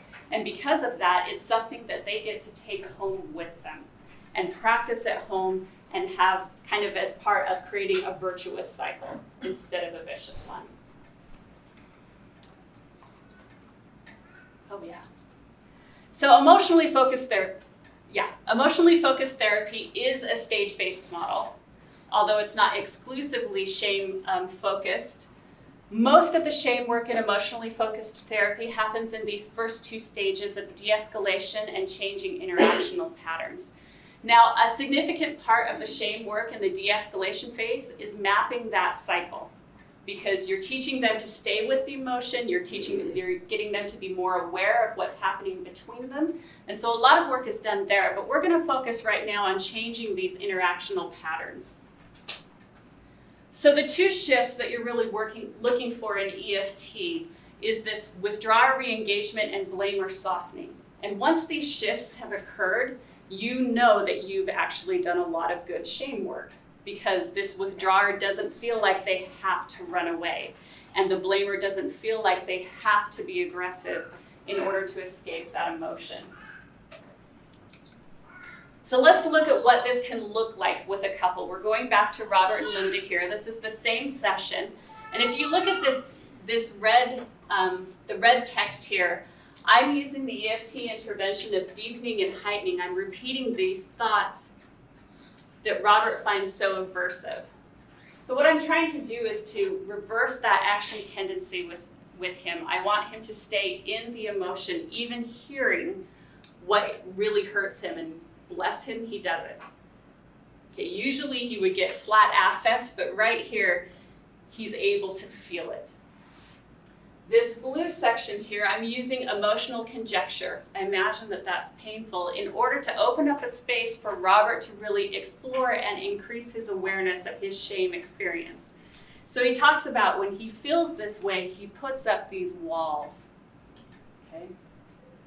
So I reflect back on that. Whoops, wrong button. I reflect back on that walls where I give this information again, and then I come back with the wall that he's been able to identify, and he stays with it. He goes deeper and talks and gets a little more awareness around this. Yeah, it's listening ears, not just a wall. It's something that I'm trying to use to hear her better, to be there for her. And so through the process of these few statements, we see that I'm working on reversing the action tendency. I'm trying to keep him in that emotion, but also increasing his awareness and mindfulness. Right here, I'm trying to prep Robert for an EFT enactment where he's able to tell his experience to his partner. Now, in this moment, Robert kind of makes a bid to delay the enactment. He's not ready for it because it feels scary. And that's totally fine in EFT. But instead of just exiting and being like, no, I'm not going to do that, he stays with it and he starts talking about what makes it so hard. And that is exactly what we want. He's reversing that action tendency. He's willing to stay with it and actually talk about the fact that he feels afraid. And then down here later in the session, he's actually able to do the enactment. In this slide, we're seeing some work with Linda, because hearing this information from Robert is really hard for her. It's really hard for her. And so I'm using her words about this, she's feeling that wall, to kind of soften her response, to keep her from really aggressively going after Robert, which she starts to do about right here, but also to keep her from like just devolving into self-blame.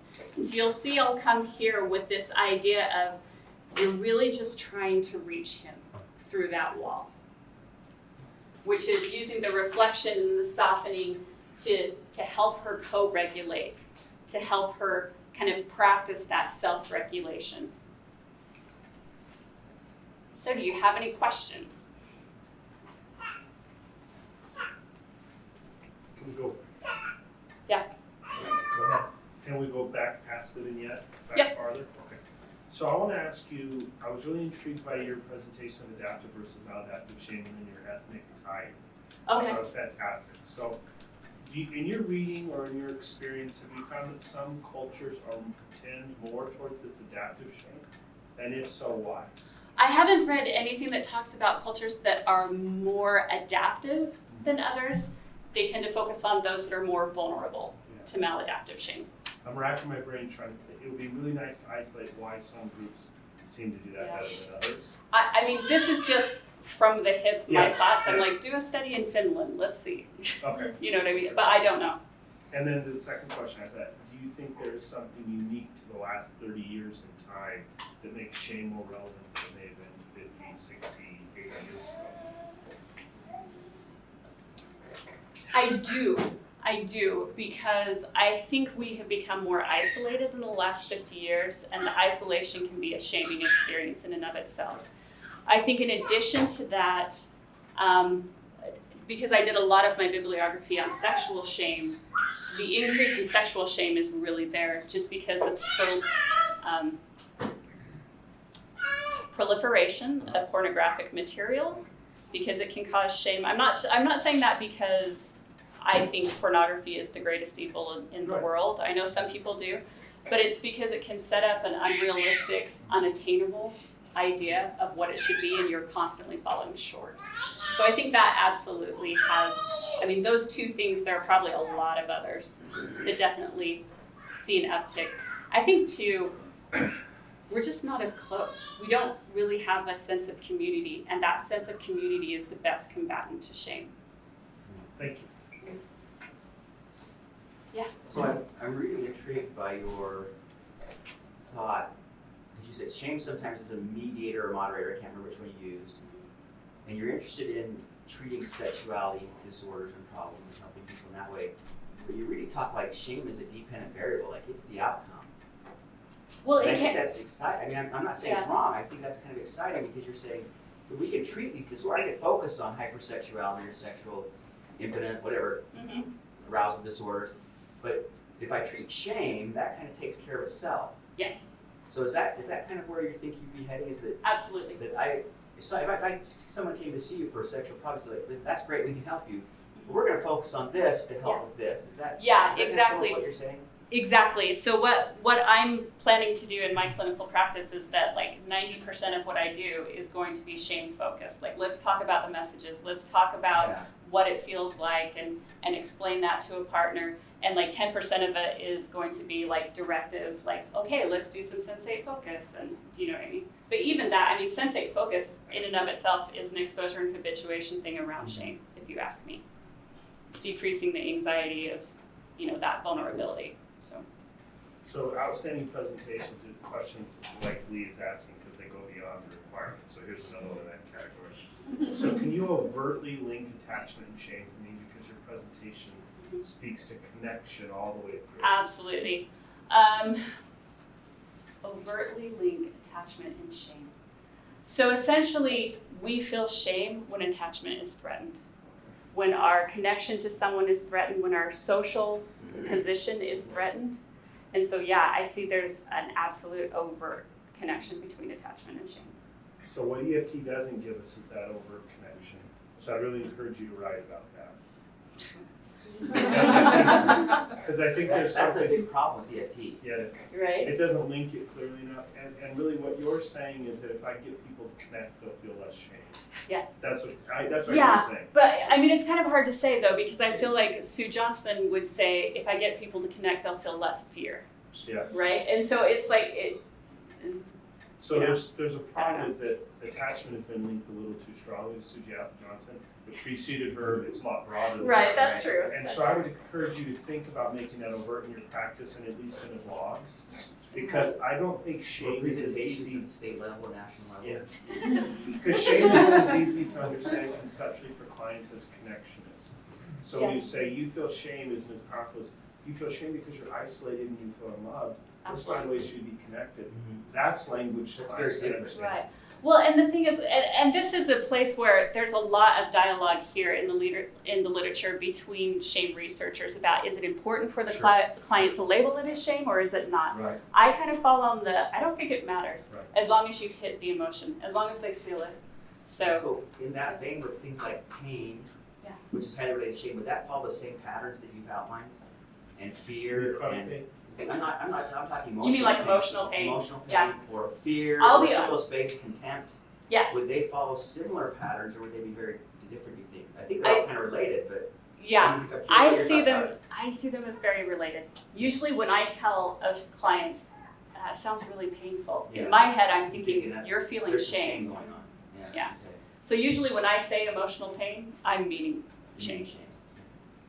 And that contempt would be the same thing. If I really don't like my partner, that's kind Yes. of embarrassing, and that leads to shame. Absolutely. And in fact, in the literature, I mean, this was something that I was impressed with. It's like everyone hits around it. We just don't use the same vocabulary. Because if you look at the four horsemen, every single one of them has a relationship to shame. Yeah. I'm interested, so the biggest thing I found here, working with clients, particularly with sex therapy, is the shame they've received from the macro and the micro system, particularly the micro system, what they've been taught about their own sexuality. Yes. From your research and your presentation, can you speak a little bit more, like if you were in charge of, here's how to teach sexuality, what changes would you make? Okay, we get rid of the bubblegum metaphor. Okay, that's the first one, right? You guys know this metaphor, right? The like chewed piece of gum, or like who would want to choose this? Exactly. All of that needs to go out the window. I want to, if I were in charge with my kids, when I was in charge with sex education, I wanted to send the message, you'll probably mess up in this area. And you know what, that's okay. Because you know what, most of us have told lies too. And it doesn't mean that you're the worst person or disgusting. I think that is the piece I would really want to separate. Just because you may have a problem here doesn't mean you're disgusting or unworthy of connection. So, yeah. I love the Netherlands thing. Young and often. I really liked the part of your presentation where you talked about nonverbal signals of shame. Yeah. That's like exciting for me, I feel like, as a clinician, to be like, that's a way that I can pick up on it, even if their words are saying, like, I'm totally fine. So I really liked that. Like, I guess one question that I have is, how would you, as a clinician, like, if you notice that, would you bring it up, or how would you go about using those, like, in session? Yeah.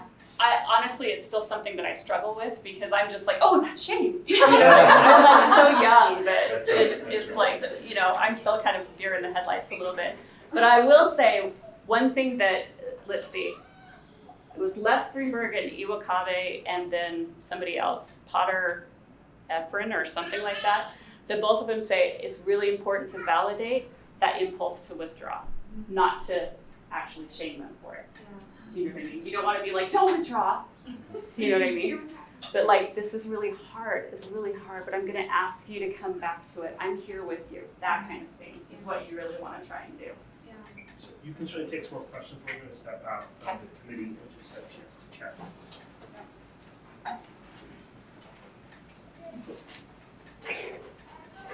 Anybody have any other questions? Well, I was just thinking about the nonverbal stuff. When you were talking about that, I wanted to see what that looked like. 'Cause you know, they have that thing where like all cultures know this is happy, this is sad. Like they'll show the pictures of those faces. I wanted to see what a picture of shame.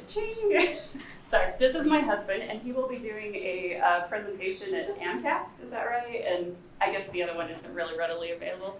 But in October that we'll talk about like the facial cues of different emotions and stuff like that. But definitely well, let me go back here. So you have the shade in the eye, but isn't there like an actual physical look on their face? Mm-hmm. So, like that little girl right there. Yeah. So anytime you see someone covering their face like this, that protection aspect, good chance of shame, right? The hiding, moving away, averting gaze, very prominently shame. Blushing is associated with the experience of shame. Not being able to maintain eye contact. Can you think of any others? Eyes down to the side. Yeah, eyes down. I do that when I'm in therapy. I'm like, well, the other day. Yeah. And it's just usually because that distance just makes it a little more tolerable. It's really just trying to manage that aversive experience. It's hard. It's hard for all of us. Do we have access to I don't know. People have access to I don't know. Oh, I don't know. What? Yeah, we can share it. Access to any of these PowerPoints afterwards? As long if you give them to me, then yes. And then you'll see all of my weird notes. You can delete your notes if you want, or you can like face the shame and all. Yeah. I'm gonna reverse that action tendency. Yeah. I'm well acquainted with shame. I see it anytime. Just like, that's usually me. I love that. This is my new shape. Any other questions? Okay.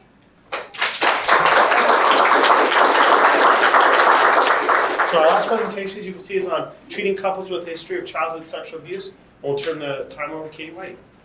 So I just want to give a huge shout out and thank you to Shannon for really setting the stage, because with, as she explained, childhood sexual abuse, there is a lot of shame that can come from that. And so I'm not going to talk a lot about shame since we just spent 40 minutes learning about it and really loving her presentation. I recognize that shame is intertwined with sexual abuse, so if you want to make those connections too, I'll make some of them explicit, but for the most part, Shannon did a great job, so I don't need to cover that. With this presentation, I'm going to, like everyone else, talk about some of the theoretical and empirical understandings, as well as give some clinical application for you. Again, like the other presentations, if you have burning questions or I'm just not making any sense, feel free to ask questions. Otherwise, feel free to write your questions down and we'll have that time at the end to talk about and work through whatever questions you have. I will be asking also for some participation from you guys at different points. So start mentally preparing yourself to participate if you want to. Otherwise, I will call on people to help me out at the needed spots, which I'll make aware. So to start out, I do want to hear from you guys who are clinicians and have worked either with a child who's experienced sexual abuse or with people when they're older who have a history of sexual abuse. What do you understand childhood sexual abuse to be?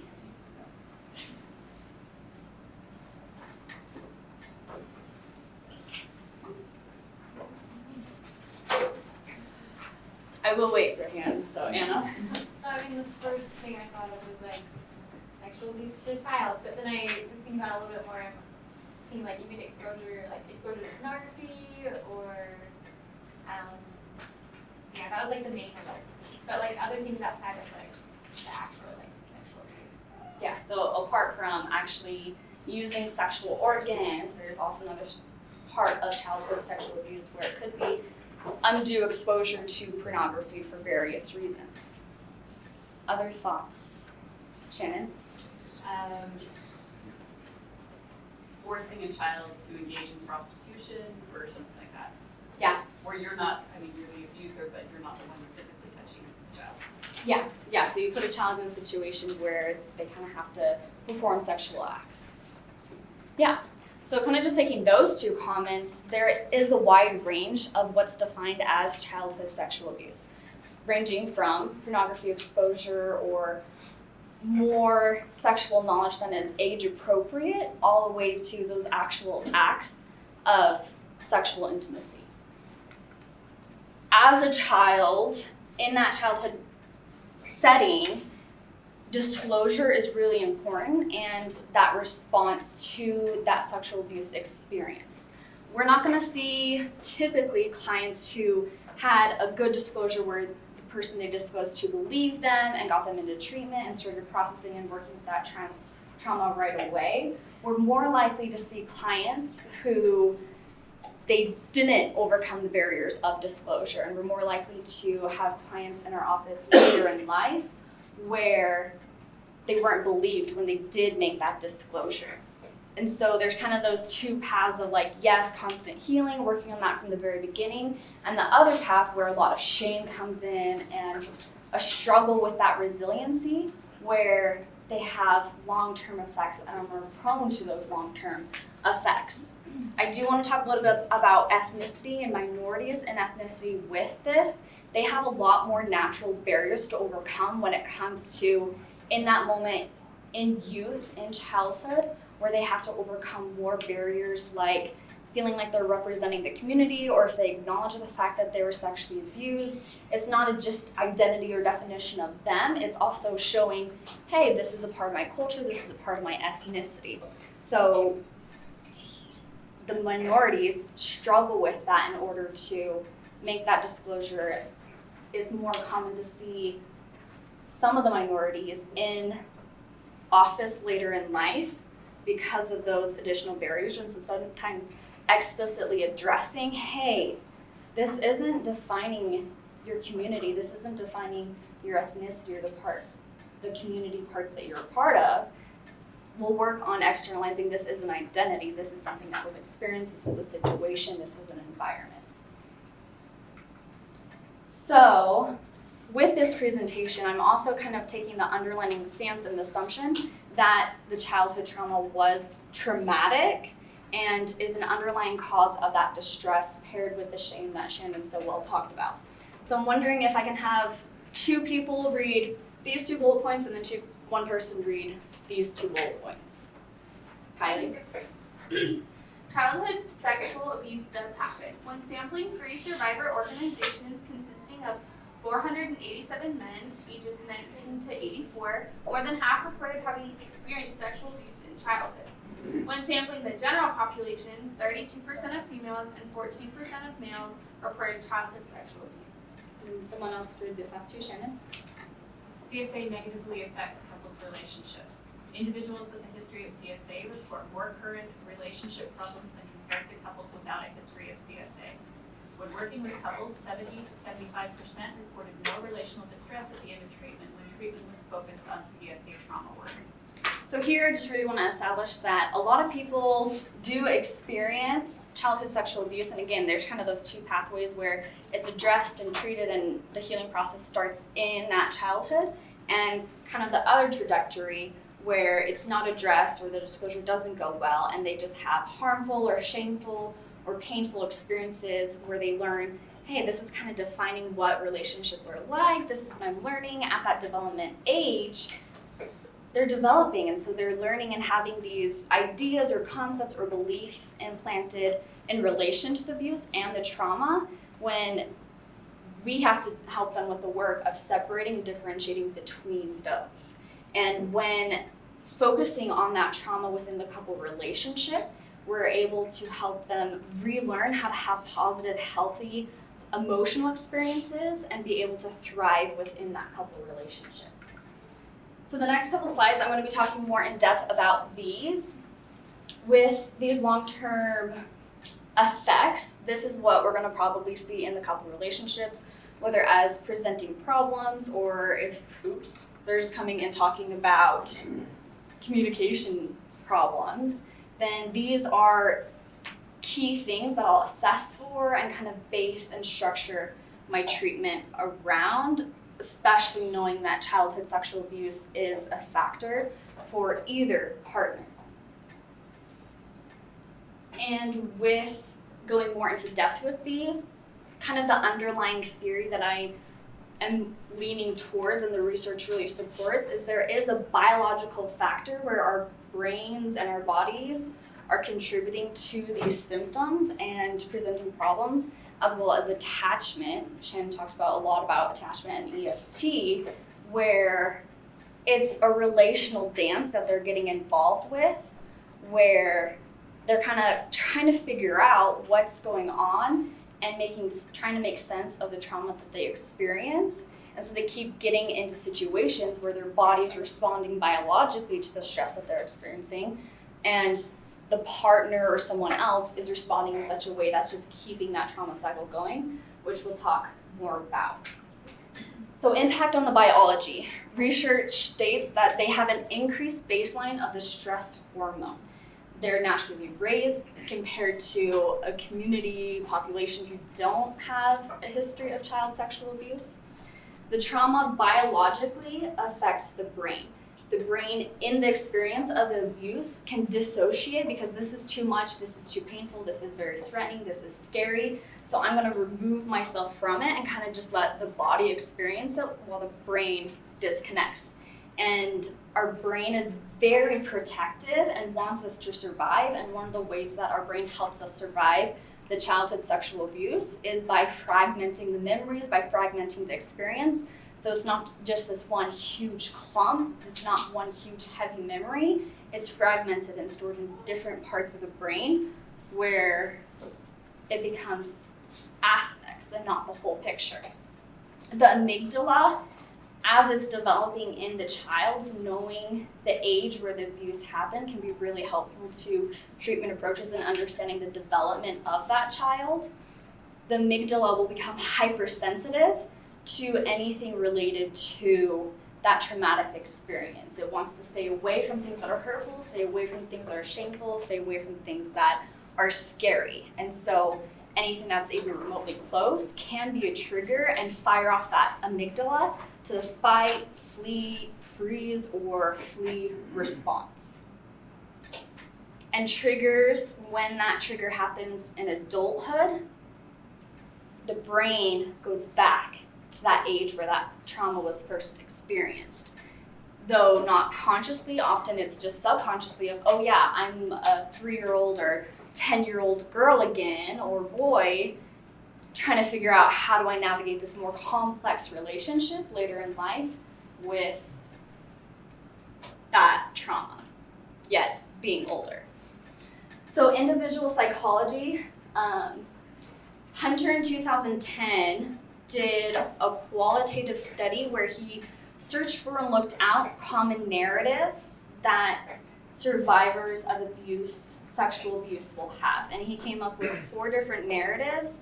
The last 2 narratives of transformation or transcendence, those are people who have been able to heal, work through, process, make sense of their trauma, and we're not likely to see them in therapy. The 2 other narratives that we will see in therapy are the silence narrative as well as the victim. Silence is, I can't talk about this is too scary, this doesn't happen to me, I'm not going to believe that I experienced this, it just can't be a part of my life, it's not true, it's not a part of me.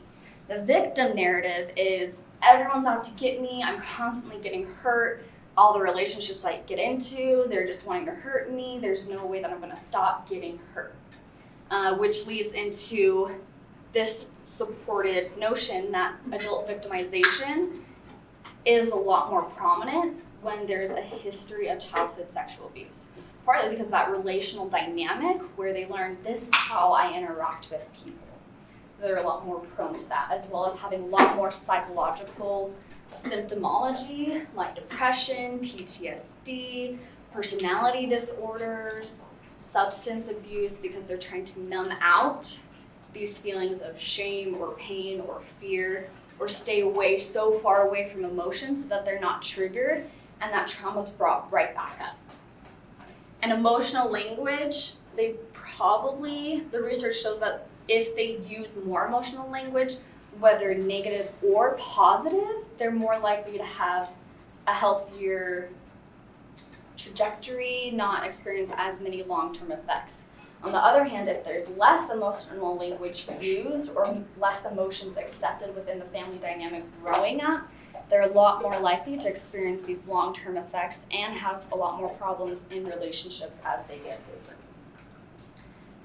So with the partner distress, we've talked about the biology of the survivor and the psychology of the survivor. The partner can also experience some of these symptoms because whether exposed in an unhealthy way to what their partner experienced or just by the hormones and stress and the interactions between the survivor and their partner, they can develop secondary trauma. So that's something that's really important to assess for in the partner because they are doing this dance where it's more likely for them to experience that secondary trauma.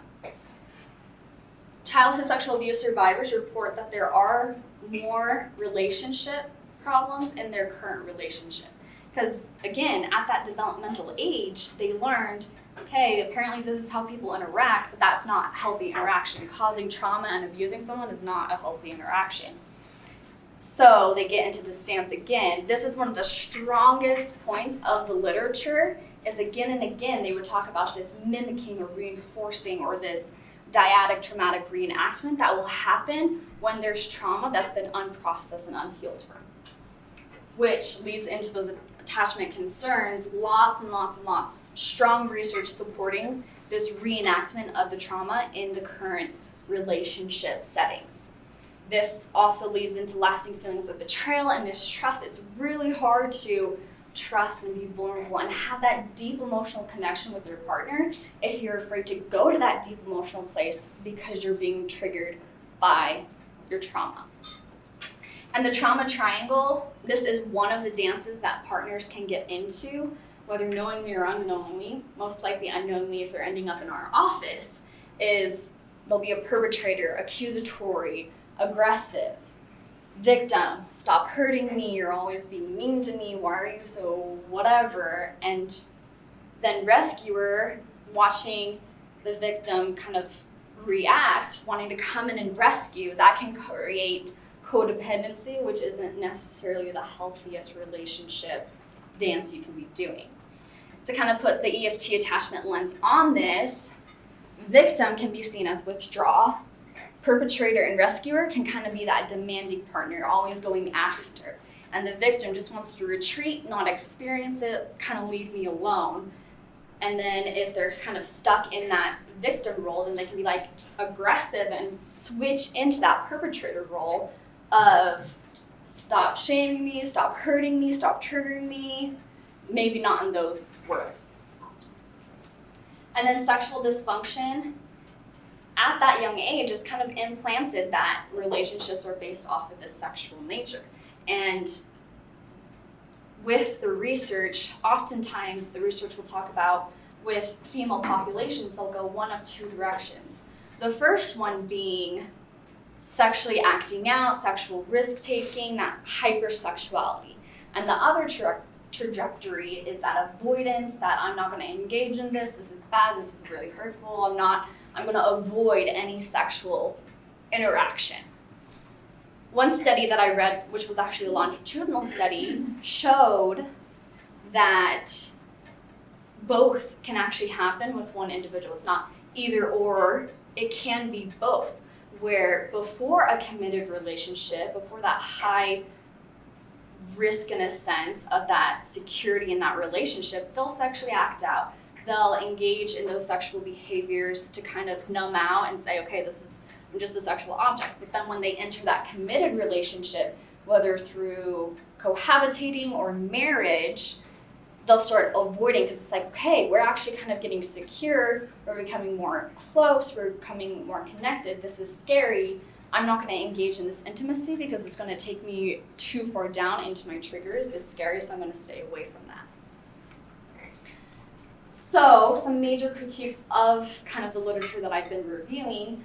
EMDR and IFS are often recommended or sought out for complex trauma treatment. With complex trauma treatment, IFS often has an individual focus. There are aspects of IFS that are family-based. When it comes to IFS and complex trauma, it is more of the individual-based from the articles that I read. And EMDR, people who are trained in EMDR are often told when they're doing the finger stuff, never have another person in the room when you're doing the finger stuff. I know that's not the correct terminology, but we're just going to go with that.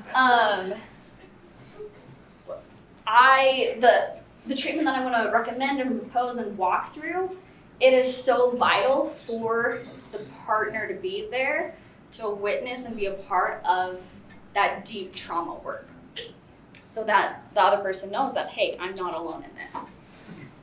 A lot of the articles use that narrative language and talked about the narratives that develop from the childhood sexual abuse, yet there isn't really a lot of research done with narrative as a model to approach the literature. A lot of these articles, connecting back to the biology piece, say, hey, yes, this is an issue, this is something we're seeing the amygdala in the brain being changed by this, we're seeing this increased stress hormone baseline.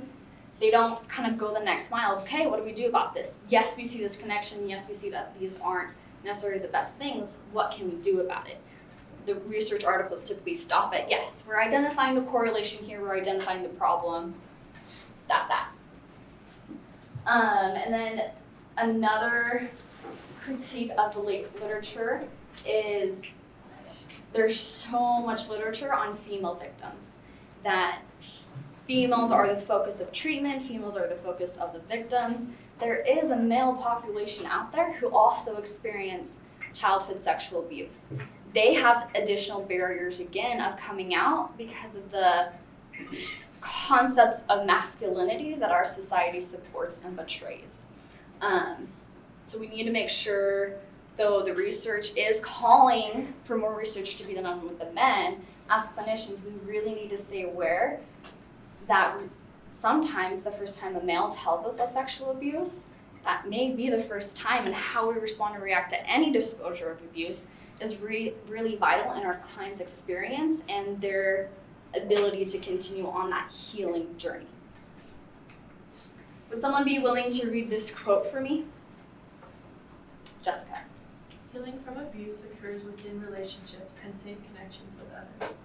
So kind of moving past those critiques, I have such a strong opinion, which is supported by the few literature that's out there, because a lot of it is individually focused. The research articles that are out there involving the couple system really show that distress can decrease and relationships can improve when that healing happens between spouses or between partners, and not just from the therapist. As Shannon talked about, having that 15 minutes a week is good, and having healing corrective emotional experiences with your therapist is good.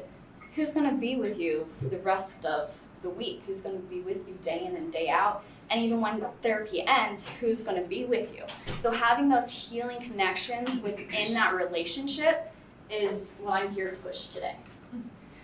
So common treatment approaches with the couple system is CBT. There's a lot of different variations. Whether you're working with the child, there's a lot of family approaches with CBT, or the couple relationship, taking those family aspects and using it with a couple system can also be really effective. One of their key things is that small, slow exposure to the trauma for the partner as well as for the individual who experienced that trauma. Narrative language, again, so much narrative language is used in the literature, helping integrate narratives, integrating the trauma narrative into your life, so it's not the defining narrative, but it's a part of the narrative. It is a part of something that they experienced. It doesn't have to define them. And using that emotional language, helping them reauthor it from kind of a sterile story to, yeah, I had emotions about this, and I can sit with those emotions and I can experience those emotions. Not only experience those emotions, but have my partner experience and be supportive and compassionate with the things that have been experienced. And then EFT talks about kind of that trauma dance with the partner, that dyadic traumatic reenactment that can happen. And a big mechanism of change is having that corrective emotional experience. The first time, for example, a client could disclose to a parent growing up, oh no, that didn't happen, that's not that big a deal, I don't believe you, that couldn't have happened with that person. Totally dismissive, really painful emotional experience.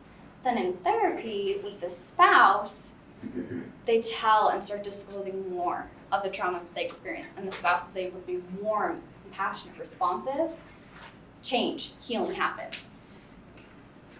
Who would be willing to read this introductory to the case vignette? Drew and Jen are married. Jen experienced CSA and wanted to go to therapy because she felt her husband did not understand why her feelings about her abuse were so concerning, distressing for her.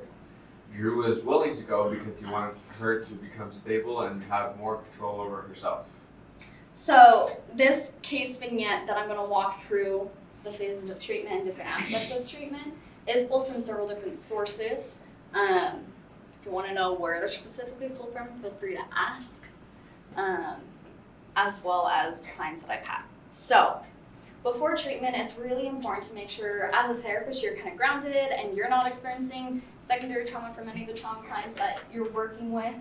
You want to make sure you're always pushing yourself to validate, encourage, and support both partners in their experience. It's okay that the partners have different experiences, recognizing that the ultimate goal is moving towards a joined experience or a common experience, a common created narrative about what they're experiencing and what they want to be experiencing, and working towards the goals that they want to have, the healthy, happy relationship.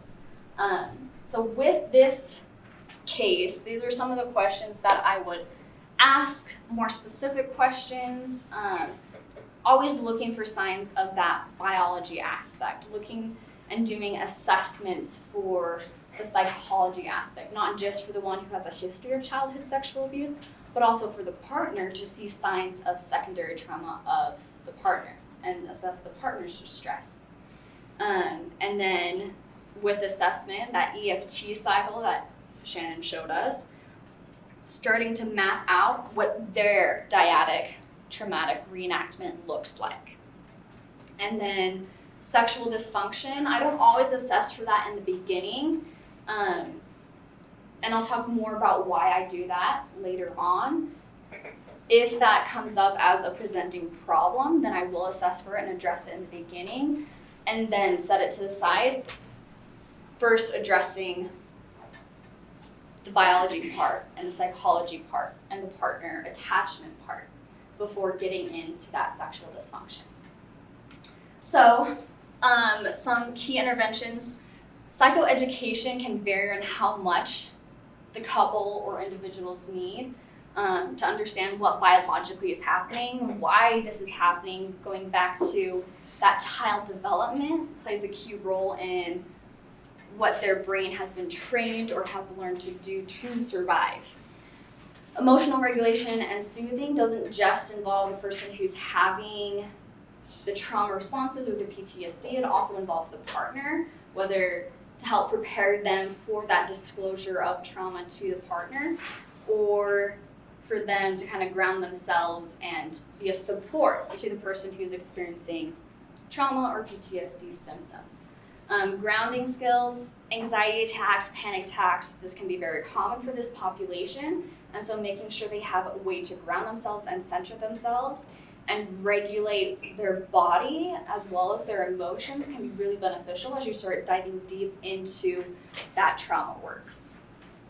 Again, involving the partner with support and validation.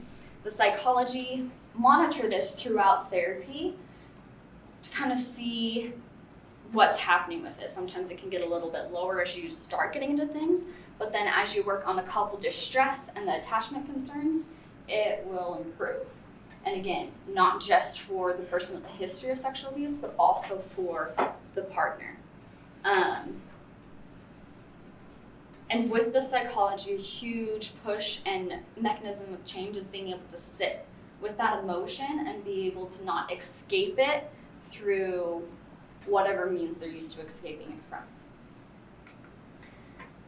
And with this is kind of, especially for this case, the stages that I would do with it. I would first make sure that they have this grasp to regulate and to work with the PTSD if that's a presenting thing, and make sure that they have the tools to be able to learn to sit with their emotions. And then, at least with this couple, is when I'd start addressing the attachment concerns, because as you dig at or work through the attachment concerns, having that base foundation is really helpful to be able to not escape or run away or have a negative experience in therapy. One of the major goals is to make sure that they are having a good experience, healing experience in the therapy room.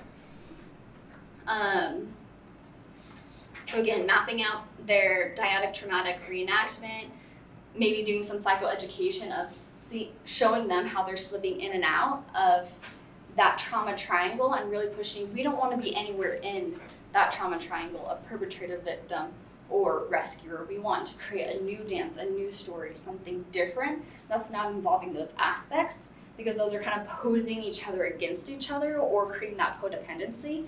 Instead, you want to create a new dance where you're a team, you're working together, you're creating the story and the relationship you want to have together. And then individual sessions can come into play if you want to make sure, or you're struggling with the partner of those who experience sexual abuse, if they're struggling to be compassionate or supportive or have that witnessing role, working with them to see what's being triggered in them, while also working with the person with the childhood sexual abuse history to help prepare them and get them closer to being able to disclose that abuse to their partner in a non-distressing way. If their narrative is super distressing and super unhealthy, then you'll help them re-author that narrative and present that re-authored narrative to the partner. And then once that narrative is initially presented, you'll work together to form a co-narrative of what that abuse means for your relationship as well as for each of them individually. So now we're gonna go through some transcript. So start thinking who's willing to read the role of the therapist, who's willing to read the role of Drew, and who's willing to read the role of Jen.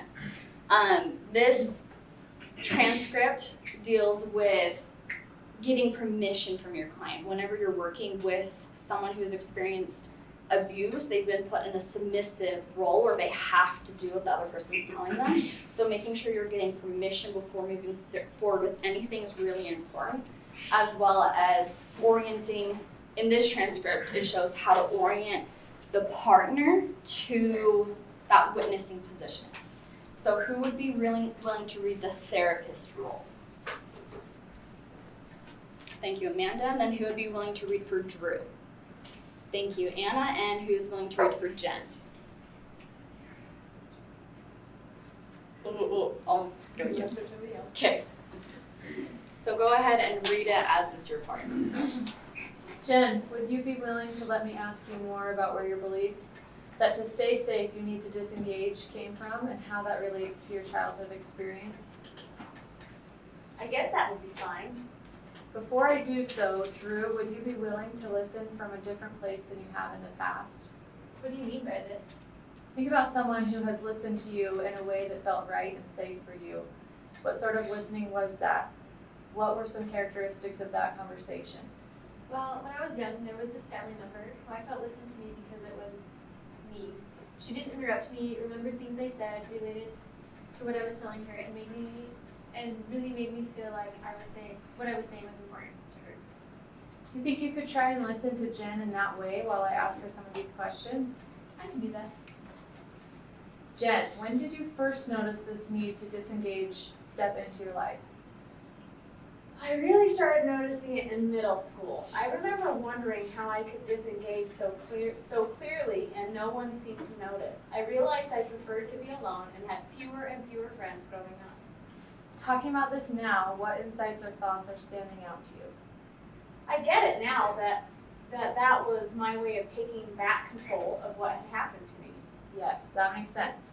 How does this impact what is important to you now? Thinking about my relationship with Drew, there are parts of me he doesn't know because of what I have done. It's crucial to me to be fully understood by him, and that has gotten lost. Thank you for sharing that. Drew, what grabbed your attention or moved you when you listened to Jen? I didn't realize this has been a part of your life from such a young age. Knowing more of your story, I feel like I understand how you protected yourself while sacrificing another part of yourself that longs to be understood by others. So here is the new emotional experience. Here is where change is happening and healing is being experienced. Jen was so cautious and so afraid to share reasons why she felt she began to disengage. Because in the past, when she's disengaged, Drew has come at her accusingly or harshly because he wants her to be there, he wants her to be present, but he feels this disengagement, and so he's going after her saying, I need you here, and here he is able to sit back, have that witnessing role, have that compassionate, validating role, which creates a new emotional experience and healing starts to happen. So once you work through that traumatic and help them learn a new dance that they want to have together besides the traumatic reenactment, then I would start addressing the sexual dysfunction. Oftentimes what can happen with those with a childhood sexual abuse history, they will sexualize relationships. Sex will become the determining factor about whether or not a relationship is good or if this is a safe place, which we want to help them broaden their understanding of intimacy into different dimensions and different aspects. So it's not just about the sex. Our relationship is so much more than sex, and helping them understand that what they experienced in childhood doesn't have to define the relationships that they have now. A huge aspect of working with a couple dynamic with this is relearning touch. This is where the partner plays a key role because it's probably unethical to relearn touch with your therapist. So having the partner there can be really beneficial in giving them homework, whether it's sensate focused or teaching him or her to ask permission before reaching out for touch can be really helpful in that new experience, that healing experience. This next set of transcripts deals with that redefining dysfunctional as functional and also illustrates how change can happen. So are you three okay reading this transcript too? Okay. I had a dream a couple of days ago related to what we have been working on. You have? It is taking courage to bring this up, isn't it? Yes, the dream invited back guilt, shame, and embarrassment. I admire you bringing it up, knowing it invites those feelings. Do you want to tell me more about the dream or work through those emotions? I want to talk about the dream. The dream I realized after I woke up is actually a memory of my 6th birthday when during my party my abuser took me to a back room, laid me on the bed, and performed oral sex on me until I climaxed for the first time. It's been a long time since I have thought about this experience. Do you feel like climaxing is directly tied to that experience of abuse? Yes. So in a sense, what you've been experiencing with Drew could be seen as protective and functional. Not being able to orgasm or climax has kept this memory at bay. That makes sense to me. And now that you have done some hard work processing through emotions and other memories, this one is coming forward because your brain and body knows you're strong enough to work through this part of your trauma. Drew, as you're still here listening, what stands out to you? I think Jen was really brave. Do you want to tell her this? I think you were really brave and strong. I'm sad that that was your first orgasm. I feel like I was betrayed and taken advantage of by that friend. It's not fair that that happened to you. Can I give you a hug? I see how I have protected myself from this memory, and I don't want it to keep preventing me from what I want now. You have acknowledged what's happened to you, and I see your determination to experience what you want to within your sexually intimate relationship with Drew. So before this experience, this client really had a hard time experiencing orgasm, and working through Sensei didn't really work, and then she had this dream and recognized this connection to one of her first trauma experiences with sexual abuse. And once we were able to identify those feelings, work through, and have that new emotional experience where she was able to reconnect with her spouse, it was a lot easier after that for her to achieve orgasm during their sexual relationship. So when it comes to termination, these are some goals that we would work through with Drew and Jen, as well as other clients, and these are some other goals that can be achieved or worked through depending specifically on what the client is presenting with, their presenting problem. Again, these are to be worked within the couple relationship. There is room for individual therapy if they're really struggling or having a hard time in that couple dynamic. The goal of the individual sessions would be to get them in the room as a couple, to be able to do it as a couple and kind of set aside those individual aspects for that common goal within that relationship to have those corrective emotional experiences. So again, reiterating this quote that healing from abuse occurs within relationships and safe connections with others. That's where I think it happens. One last critique that I will throw out there is if that relationship ends up in divorce or for whatever reason they break apart, this literature doesn't really address what happens when that happens because you've learned how to have those safe emotional connection with that person. And then if that person's no longer there or no longer safe for whatever reason, there may be new triggers or more things that that individual has to work through to be okay with themselves because that relationship has dissolved. Otherwise, that healing experience really is powerful within that couple dynamic to have that as a safe ground foundation for people to return to and to live life and let go, in a sense, of their trauma and not let it define who they are. So there's a whole bunch of references for you. And what questions do you have? I have a question. I think this pertains to the triangle, but I'm not quite clear.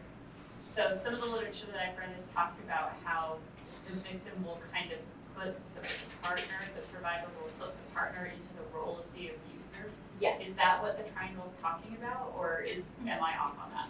No, so that is definitely an aspect or dance that can play out with the attachment, is they may only know how to be a victim. That's where that victim narrative comes in, of I only know how to function in a relationship as the victim.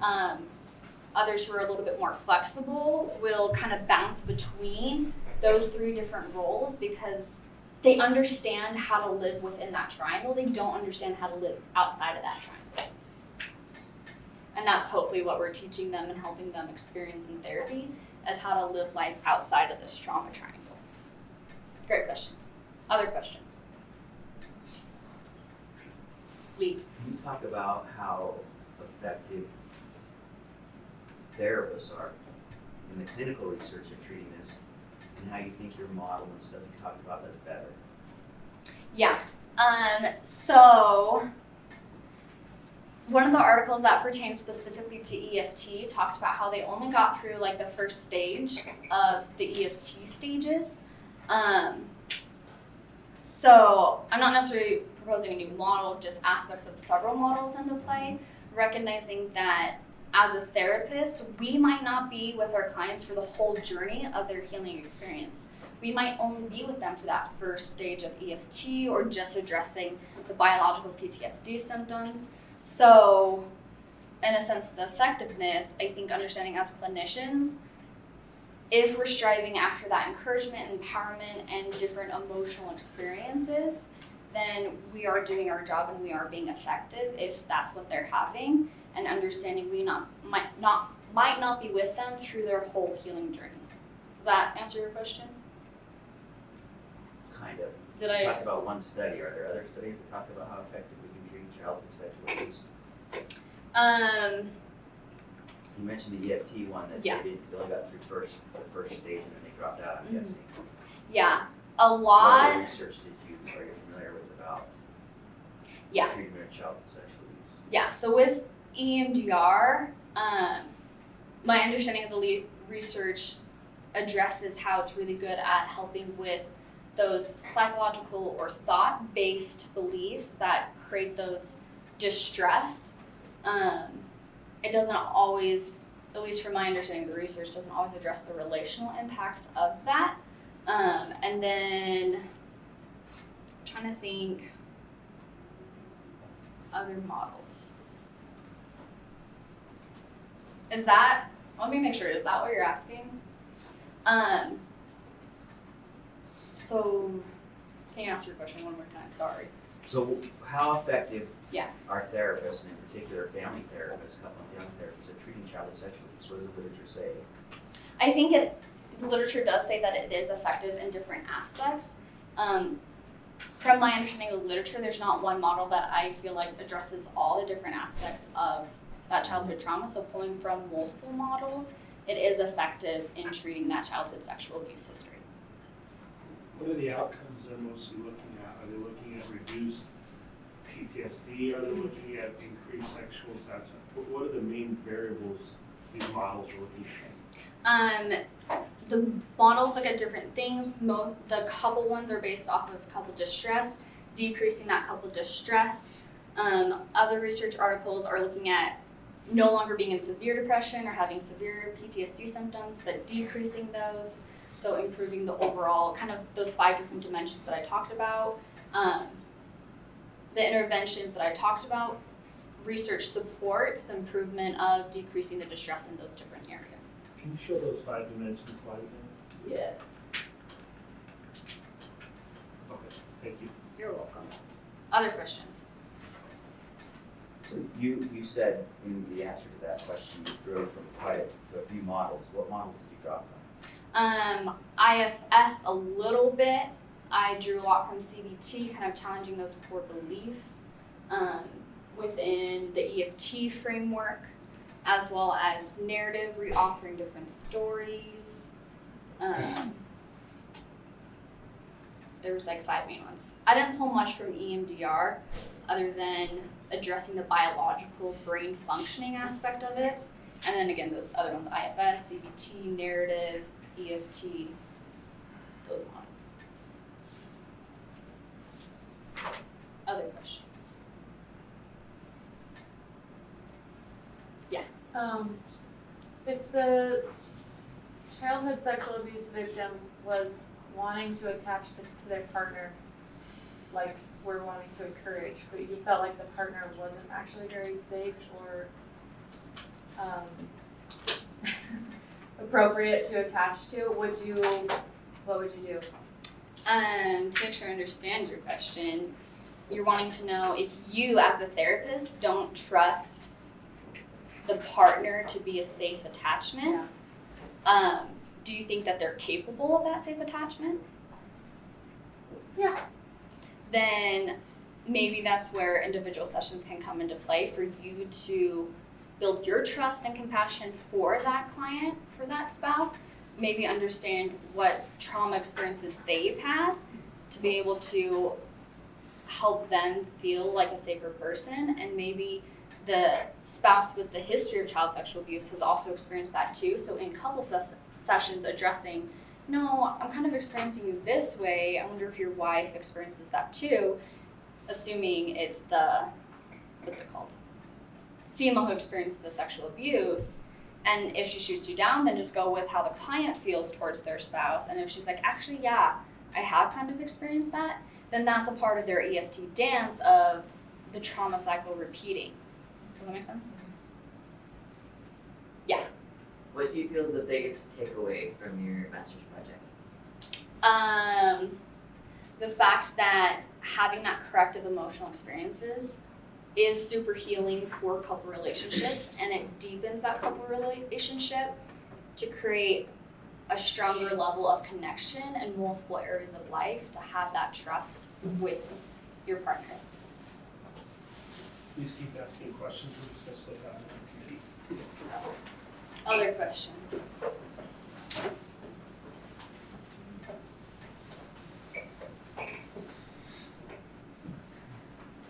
You're all gonna become trauma therapists now, yeah? I have a question. Yeah. I don't know if this is like something that you've thought about with your project, but I just, since you've done so much research on it, I thought I'd ask. How do like therapists take care of themselves when they're working in like working with these sort of issues? I think it's like, it's so hard to, I'm sure, be there with people when they're telling stories of such difficult things. What have you found? If Yeah. anything on that? So that kind of goes back to, let me see if I can pull that side up. Before treatment even begins, making sure that you're grounded yourself, that you're open to different stories of abuse, and that you're not holding on to another client's or your own trauma story.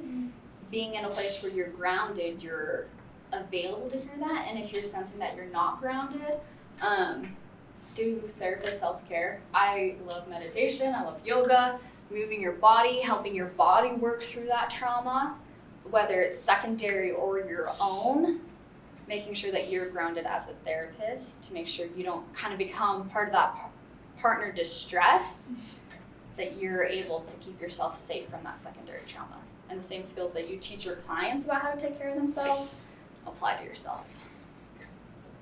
Great question. Any other questions? Okay, eat the rest of our food.